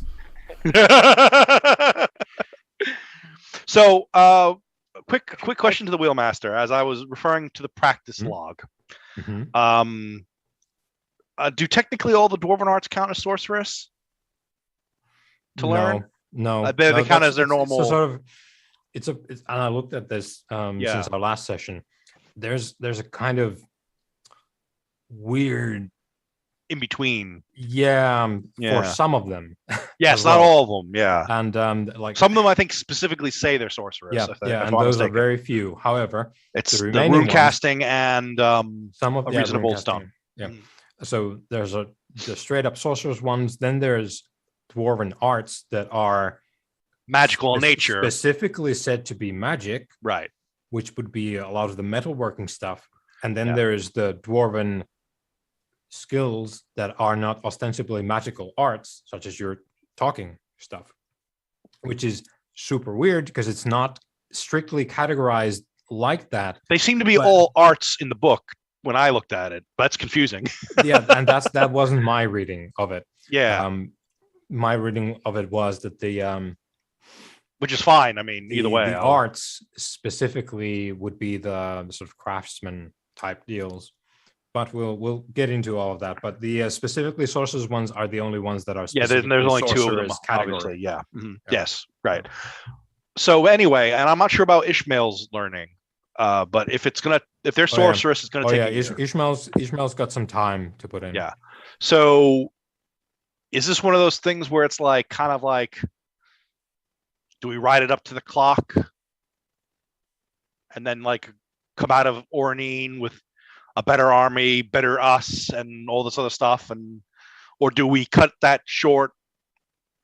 Well, I can't stay here while Right. Ishmael reads a lot of books. Right. So my proposition would be to return to Caer Amos while Ishmael studies. Yeah, I have to stay in Ornine myself, not only to help direct the dwarves, we would but resume, I guess, once Ishmael do my has stuff. returned.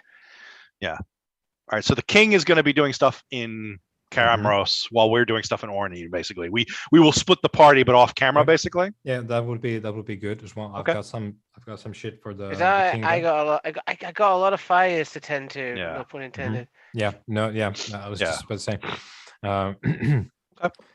Okay. So are we saying a full year then of practice and all that kind of jazz? Is that what we're proposing? Well, I need to decide which direction. At least for me and Ishmael, I mean. Move my forces in. Yeah. I can't just hold up in Caer Amos forever. So either the dwarfs are going to get to us, either the elves are going to get some help, or your own country. Yeah. No, I don't. I don't coach that. Both the priorities. I've just said those are my options. My people, or the elves, who are also friends of my people, who have a crown of their own, which could really help because I really don't. For all you know, the crown could be across the ocean already, or in the hands of the voices. Well, if that's the case, I'm getting a deed point, my friend, because I'm going to get it. Yeah, I guess we're all gonna have to, but all right. So, but in context, we're gonna elide, as the Woomaster would say, a full year and do whatever we want to do within that time. Is that what we're doing? Well, I don't know exactly how long it's going to take me, because obviously it takes at least a year for sorceress arts. So, yeah. Yeah, well, I mean, to be fair, it's been fairly sort of like nebulous what the poet's teaching me so far. So yeah, that's what I was exactly asking. What he's teaching me. I'll get into that, but for the purposes of this, it is like there's some special stuff there that's gonna help you a little bit with that, because you've got the poet right there, and the poet's got some special stuff going on. But the sort of regular cycles for a bunch of the stuff that Ishmael's got some choices to make here as well. But there's like a year is a sort of regular cycle. Now the poet can speed some things up, but we're talking in that realm. Okay. Mm-hmm. And that's pretty much the same for Davern too. So he's staying put in Ornine basically with you as well. Besides that way, he can also act as the liaison for the dwarves as they get set up and any refugees and that sort of thing. Kind of my, trying to help out here in that sense. Yes, the other thing Ishmael would like to do is because handily the poet just sort of like validated his entire worldview when he was like, I know he destroyed mine and validated yours. Well, you know why that is, don't you? Because I was right. Yeah, I know. We're gonna have some beers, and you're gonna just, we can talk about how right you were as we're studying under the poet. Because I was like, all these modern gods, like, they don't really exist, and he was like, yeah, that's right. There used to be some gods, but they didn't exist. So I'm like, so now what I'm thinking is like, so I was sort of right, but I wasn't entirely right, because I was right about the sacred flame and whatever not being like a legit god, but not a god as we think of it, basically. Yeah. But there were actual gods once upon a time. So I'm probably, as part of the longer sort of arc towards Ishmael sort of like rekindling some of his faith, I'm probably going to be also trying to sort of study like the old gods. Because I know he was like, the old gods like don't really get involved in stuff anymore. But I'm like, well, if I am going to like try and like rekindle my faith in something, I'd rather it be one of these old gods that actually exists, rather than one of these ones we've made up to like fill this void that their absence left. Because like, even if they're not here, one, they still exist. Two, that means they're not going to be fucking with us. And 3, like I say, at least it's not one of these like punk ass like new gods that's just been like made up. Yep, we'll get into that. All I know is soon. that Ishmael was fucking right, which means when we do get to the Arthur stage, he's got to get a persona point for something, because that's bullshit. Destroy my worldview, validate his. Yeah. So King, how soon do you call the acolytes home? Are we going for the full year or? So I'm kind of like, I suppose I'm waiting for an inciting incident.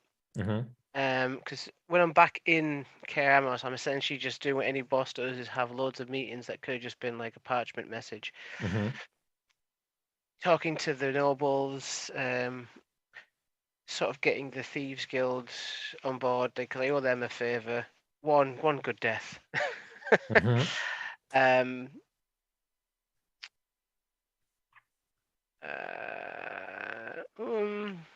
a couple. I had a couple of dangerous thoughts there. That's where you get the points from.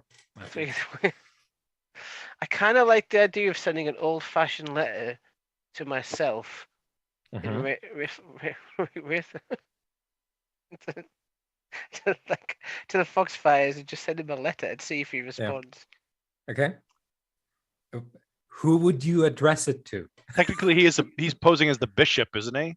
Like the archbishop or one of the archbishops of Riathol, wasn't he? Last time we were there? Or yeah, and the bishop unfortunately perished in the right, that guy's unprovoked elven attack. I forgot. That was right. That was forgot. They were trying to do that nonsense. Right. They weren't trying anything. They were selling it like hotcakes. I know, right? People are so gullible there, Wheelmaster. So if you want to try and contact him, you can try for sure. Yeah, just summoning is a bit much. Summoning requires paying tribute, but just old-fashioned correspondence. Yeah, like 1 silver though. Like that's a bargain. Yeah. Yeah, exactly. Like there's nothing against me actually sending him a letter and seeing if he responds. There's no deal. There's no exchange like power. It's a letter. So yeah, I just want to. There's so many things I want to say. I don't know. It's like, dear Daddy, there are so many things I want to say to you. Oh Jesus. But yeah, so you write as many letters as you want. Are we taking a year to tend to? My vote is for the year because there sounds like too much on the table, both for me and Ishmael. Unless something triggers me. Yeah, unless something like really bad kicks off, or we desperately need to do something. It sounds like we have at least that year of time to essentially build ourselves up. Sending people to set the docks up. I will during this time try some of those healing waters on Wyatt's brother and see if it cures him. And we could do that as a small scene in the next session, or now if you want. It's fine. We can do it. If you want to play it out, we can do it next time. It would be curious to see if it works. If you just want the results, we can. Well, I there's things I want to ask him. Okay, we'll do it next time. There are things I want to ask him. Okay, so stuff to attend to. So, how are we for time, by the way? It's 20 to 11 on British time. So yeah, I'm all right for a little bit longer, but for a little bit. But I'm gonna crash soon. Yeah. So let's knock off some bullet points here. So cool. So we're taking the year, one supposes. Whoever is in charge of this shit, the treasure that you took from Erdoath, the gold, mark down for yourself 5 dice, so 5D, fund. And probably one of those need to go to the dwarves that we're paying right now. Well, you can use this thing to pay the dwarves. Yeah, I'm just reminding the king that the dwarves have their hand out. Where are we marking this down? Sorry. Whoever is in charge of this, Yeah, I'll stick it down, just Robin. put down in your Resources, is it? Or is it? no. Additional gear. That seems okay. It doesn't really matter as long as you know where it is. Okay, and what am I marking down? Oh, Sorry. sorry. There's this. Yeah. So on stats and skills, The resources, and there's a box. go southeast from resources. There's a thing for funds, loan, debt, and cash. Yeah, got it. So put on 5 for funds.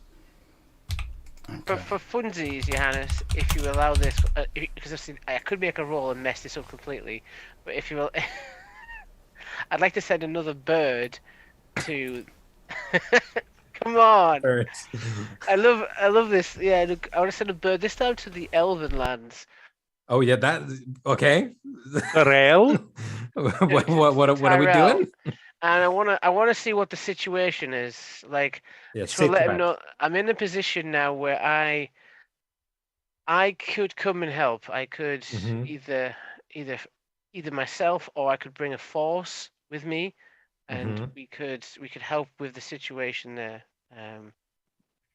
He is my friend, and I'm willing to play a high stakes game here. And if helping them obviously has bad consequences for my people, I'm willing to roll the dice on that, because they are afflicted as well, and they help.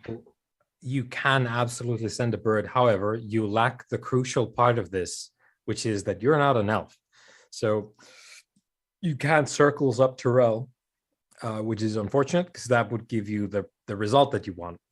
But question, rules wise, since I'm technically he's parked technically, and he's now vaguely an NPC, but technically speaking, he would have a existing relationship with Tyrell, as they were friends in the party before. So couldn't we just call Tyrell a relationship and do it that way? No. Nah. Well, I'm a king, you see, Master. So I got people I can send, right? Or I can. No. What I'm saying is, you can actually get a bird and talk to it and tell it to go find this specific elf. Yep. In this haunted woodland plagued by 2 demigods of darkness. And when you say it like that, why? And deliver a chirp into his ear. You can absolutely do that. I mean, he'd probably understand what. Oh, Yeah. Okay. Can I attach a letter to the bird? Yes. That's what I was going to do. Pigeons are a thing. Yeah, right. Yeah. Absolutely. I just wanted to bring in circles, because this would have been a brilliant point for circles if you were an elf. Yeah. You could have just been like, I want to contact my elven which is friend. why I was trying to get it to be a relationship for you, because it would have been easier. Pretty much everything else. Yeah, because relationship would be like one step up from a circles as well. Yeah, I know. I'm gonna find the prettiest albatross I can. Worth a shot. But is there symbology there? Is like the albatross comes and sits on Tyrell's neck. Yeah. And it's like, hey, it's your boy Cameron again. Can you loan me like 5 dice of cash? Call me back, dude. Call me back. I'm also gonna touch up. I'm also gonna try and catch up with Dory's other character, his collection, Wyatt, because I have a menagerie at this point. There's something I wanted enchanting, and he was my guy. And he's in a year's time, who knows? He might show up. He might, Yeah, if you call him back, he's just out proselytizing and ambassadoring for you. So, and he probably has finished his business in Riathal at the very least. So, by now, so yeah. I want to create a situation where I've got a proxy crown, which, when I speak the command word, it switches for the real. Like it's like a switcheroo. Well, that's an interesting item we could try to work up. Yeah. In that sense, Wheelmaster, if you have plans for anything in Camaros while Cameron is over there, I could always jump in as Wyatt in that case, but if needs be, because Davern is parked in Orneen for the year at least. So, but yeah.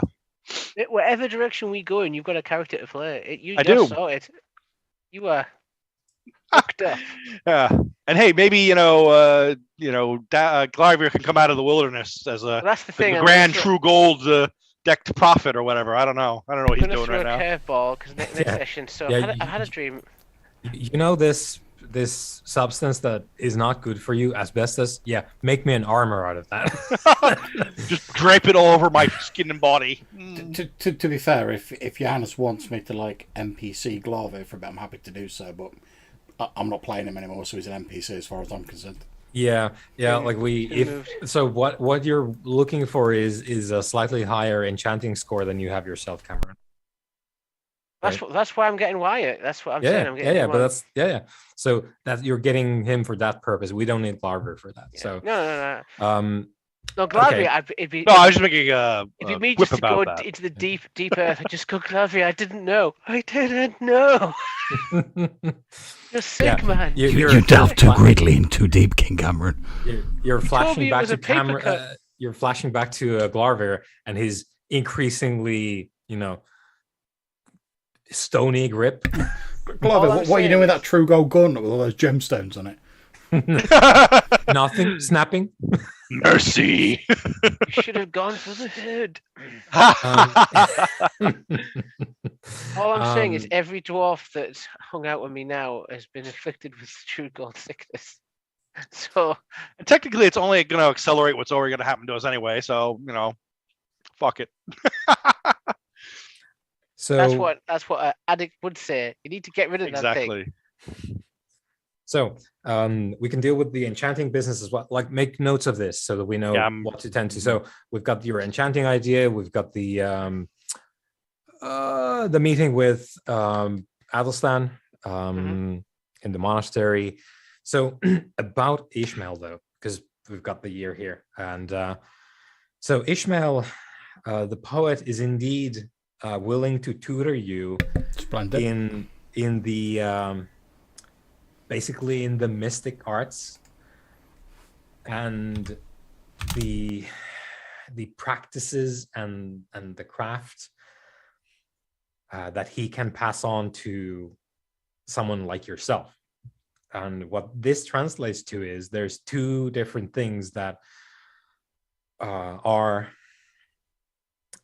in sort of the poet's understanding, and you pick this up from the text as well, that it's kind of the source is similar, but it's sort of two different disciplines of the same kind here. So in game terms, we're talking the poets can teach you if you are willing, and maybe you are because of your current belief. Now, you had made a comment earlier about maybe getting your faith back with one of these gods that have gone away. Yeah, I'm thinking either one of the old gods or the poet himself. Because, to be fair, I'm perfectly happy to get up. Oh, do you know what? He's already pretty much admitted he's not a god, but he's as near as we're gonna get, as in something we've actually seen and we can physically prove exists. Yep. And the poet disabuses you of that notion, at least somewhat, and is capable in game terms of introducing and initiating you in the faith of the secret fire. The poet is very sort of the poet doesn't like it when people go like, oh, mighty one, let us worship you. The poet doesn't want that, and which ironically probably makes me like him more. And introduces you to more or less the source, which is the secret fire. And the poet can teach you the lore, the secret arts, basically the mystical ways and rituals of the secret fire, which results in faith. Is it the secret fire or the sacred fire? Sorry. Sacred, right? There's both, but the way that he's using it is always the secret fire. Oh, was it secret? I'm sorry, I thought he said sacred. And some of the materials probably do call it the sacred fire because they were probably written by. Was the sacred fire how the Riathalians called it? Is that the difference? No, that's probably just me pronouncing. But it's not something that the Riathilans would not use. They would use, they would use all that terminology for their own fire. See, as well. I quite fancy like going that. for that, because obviously previously I've got like my doctrine and all my stuff like that, which is the cheap knockoff version that like we invented after Poundland fire. Yeah, we're on like the tab clear of like fire deities, and so I quite like the idea of like him going like, oh yeah, that was just some made up like bullshitty version, because like the actual old deity that it was very loosely based on and sort of half remembrances, you were like, oh, that's gone, so we've just like made up this bullshit version to like deal with it. Whereas I'm like, oh, so basically I can build on the doctrine I've already known, like get rid of all the like bullshit and effectively like learn it like the purer source of it, because then I'm actually thinking in the long term, when it does come Order time of for the like, Secret Fire. I like that. when it does come to time for me to like rejoin my liege and sort of like we're rallying the troops, a lot of them are already going to like believe in like the current knockoff version of it. So if we're going in and we're like, actually, like you've been deceived, here's the true version, it's going to be less difficult for them to buy than like, oh, here's an entirely new deity that you know nothing about. Yeah, definitely. New rules, guys. So if I can be like, oh, actually, yeah, we've looked into this and we've like found like the original source, like the OG like fire deity, like this is what you should be following. It'll probably be easier to like get people on board, rather like doing like the reverse of like some of the faiths in the real world where they've sort of incorporated elements of earlier faiths. We're effectively doing the reverse where we're like, oh yeah, this is like the diluted version. We're like giving you like the pure like good shit from the original version. Yeah, we're resurrecting the OG version. Yeah, and effectively, as Matthew's just put in the John's just put in the chat too. Yeah, effectively like becoming more like the paladin sort of crusader that I used I'm loving to be. this. I'm loving this direction for Ishmael. I love how it's been evolving, and it's fucking fantastic. So we can develop this and talk more about my ideas for this as well as your own, and we'll talk more about this, no doubt, going forward. But give me that secret fire lore, poet. Fill me with your flame. And so the sort of core idea of it, like what is the secret fire? The secret fire is, as far as you understand from the writings and what the poet is talking about, a lot of it is in a little bit like cryptic language, both from the poet, which is interesting because the poet should be the master of clear information transfer, but it seems like the topic is a little bit complex, but you get the idea that the secret fire, as much as it is a sort of, much as like we've talked about the poet, like a kind of a genius loci, like a spirit of a place or this existence here, the secret fire is that as well. But it is also, much like the poet, a physical entity that you come to understand is either the earth or in the earth. But it is very clear to you that the secret fire is a thing you could touch, whether you would ever be able to do so, or if it's everywhere, or if you would even want to touch it, is up to debate, and maybe we'll find out about that. But it is also a like physical presence, much like the poet is. But the poet makes it very clear that this is more or less like the other half of creation. So this is matter that we're talking about here. This is this place, this world, this air, this ground, this fire, and sweet. The people in the world as well. It is a sort of like it's a lore of this ancient material power that is like unto a god itself. Yeah, I quite like that as an idea, because obviously all of the part of the reason I'm trying to learn this as well as like rekindling my own faith is because I want to be able to like help Cameron as much as possible. So we've already got like Cameron being like, oh, the ancestral spirits are like with me and whatever. If we can literally be like, oh, and like the earth itself is also like riding in like hot behind King Cameron. The other half of this is, which Ishmael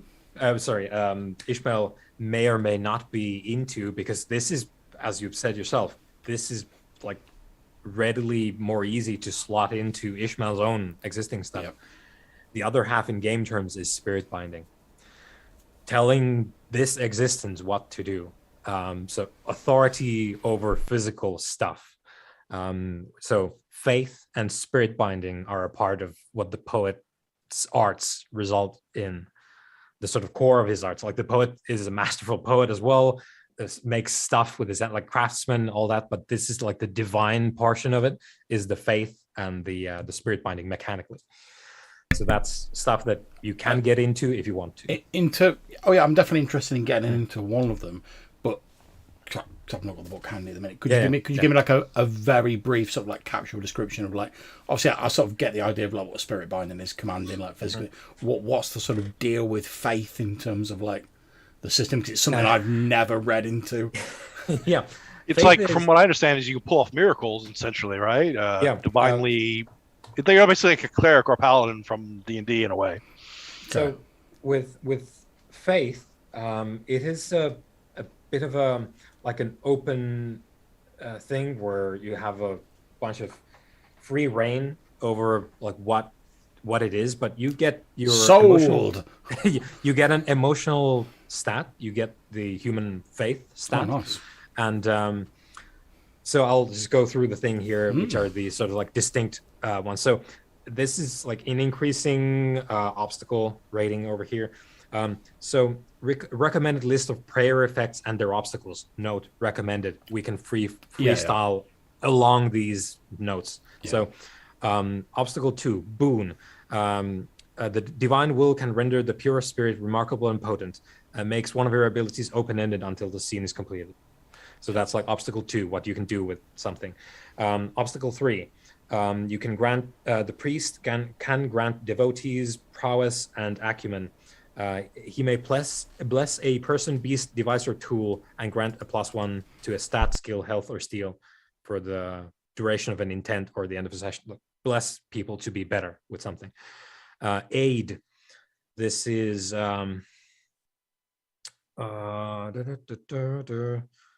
yeah, you can basically grant more dice. Like it's a better version of the blessing. Hindrance, you can also give obstacle penalties to others, like pray against them. Okay, yeah. And guidance, if the way is lost, you can ask to know the right path. You know, and this is where it gets more spicy. Minor miracle, because it wasn't already. Yeah. Minor miracle, obstacle 5. When it's dark, we pray for light. When sorcerers chant, we pray their spells be broken. When the blade is snapped, we pray that it be made whole. When blood ebbs from a wound, we pray that it be closed. Basically, ask for intercession. Like, I'm in trouble. Fix this thing that is here. Purification. You can drive out rot and lesser spirits, mayhaps corrupted demonic entities summoned by unwise summoners, or darkness inside of cursed objects. Consecration, you can make places sacred against spirits and demons. Inspiration, revelation, knowledge. Intercession, bring the hand of God down and pluck the devotee from danger, or pluck the danger from the devotee. And then the ultimate spice, obstacle 10. Miracle. I should think it's ultimate for like fucking obstacle 10. Yeah. When all hope is lost, when the cataclysm has come, we pray for the power divine to manifest and save us. This is the big one, the column of scourging fire, parting of the seas, the raging storm that destroys the fleet. So those are the sort of like nominal like guideposts for us when we deal with this stuff. I like the sound of that. Yeah, a bit more freeform. In the codex, there's also a specific thing for like an additional guidepost idea of curses. So you can curse someone who's against your religion. Oh, nice. It's like basically the ones that pervert it to dark ends, maybe the ones that we've heard about. Right. So you can curse them to be worse at shit because they are heretics. I can stand there and be like, repent for your bullshit made up gods. Yeah, your fire is smaller and less warm. But yeah, that's the sort of thing you can do with faith. And yeah, I love some of that. Yeah, and spirit binding, you call upon very specific elements of nature to manifest and help you, hinder your foes, do stuff for you. But they are very specifically not persons. It's basically Elemental of forces. Yeah, they don't think like people do. They don't talk to anyone. You can ask for advice from them, but it'll be like the wind turns that way and the leaves fly that way, and you're like, so we need to go that way then. I think just on the face of it with the descriptions, I'd probably lean more towards the faith thing, which obviously would probably entail me like losing my like disbeliever trait or whatever it is. But yeah, I feel a trait vote's coming in this year. Yeah, that is going to be evolved into another trait. Zealot. Divine, faithful God King. Yeah, Ishmael's like, Holy War #2 incoming. And this time we're going to win. Secret Flame Boogaloo. This time it's getting hot. Holy War 2. This time it's spicy. Jesus. Yeah, with like 3 chili peppers on the end. Not going to take away menu. Yeah. So yeah, you're spending a lot of time in the poet's guidance, learning the mystic truths of the secret fire, and embracing the source of the thing that was taught to you in it's not even a corrupted form. It's something else. The poet has explained to you that people across the ages, occasionally they have discovered like ancient fire lore. Fragments of like the lore, yeah. And they have taken that and they have run with it. The way I'm sort of seeing it, based on what the poet said previously, is like you say the old gods like departed for whatever reason, and then like you say people were like, we've got to worship something, we need something to fill the gap. They've come across these fragments of old lore. They've like cobbled together their own sort of like version of it, and then they've gone, this is the fire god, the flame that we worship now. Yep. So yeah, Ishmael's learning some deep truths about the world. And we've got a whole thing where the poet is also teaching. I guess Davrin would like to learn the true gold art. Yeah. So true gold artifice and anything else I have time for.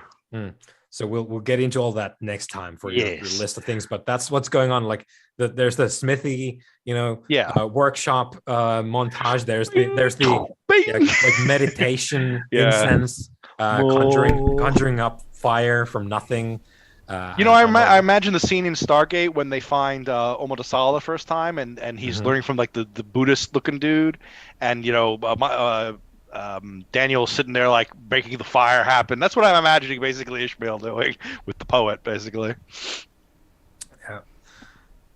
If anyone gets that reference. That is the one thing that just I'm not in that franchise knowledge. I don't have the wise for it. So, and to cap this off, we're gonna cut to what actually Cameron is probably doing the first when he gets to Kaer Amaros, like way before Ishmael's able to conjure any fire. Cameron will deal with this in detail in the next session as well. But you are indeed visited in your dreams, Cameron, the next following night, as the poet promised. It is a vague dream logic omen that gave you a path to walk into some deeper and unused, abandoned parts of Kaer Amaros, going into like past the sanitation works, into the old tunnels, and then in those old tunnels to find a particular door.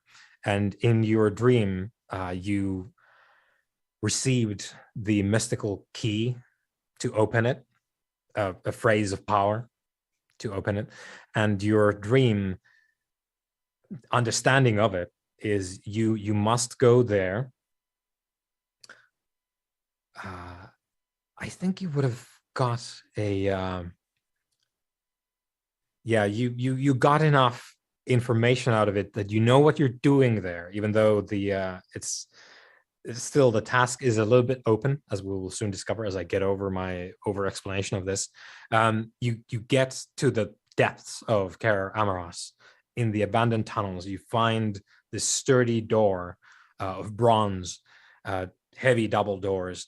You utter the phrases to open it, and you do so. Now, whether you're alone or not, that's up to you to decide in maybe next time.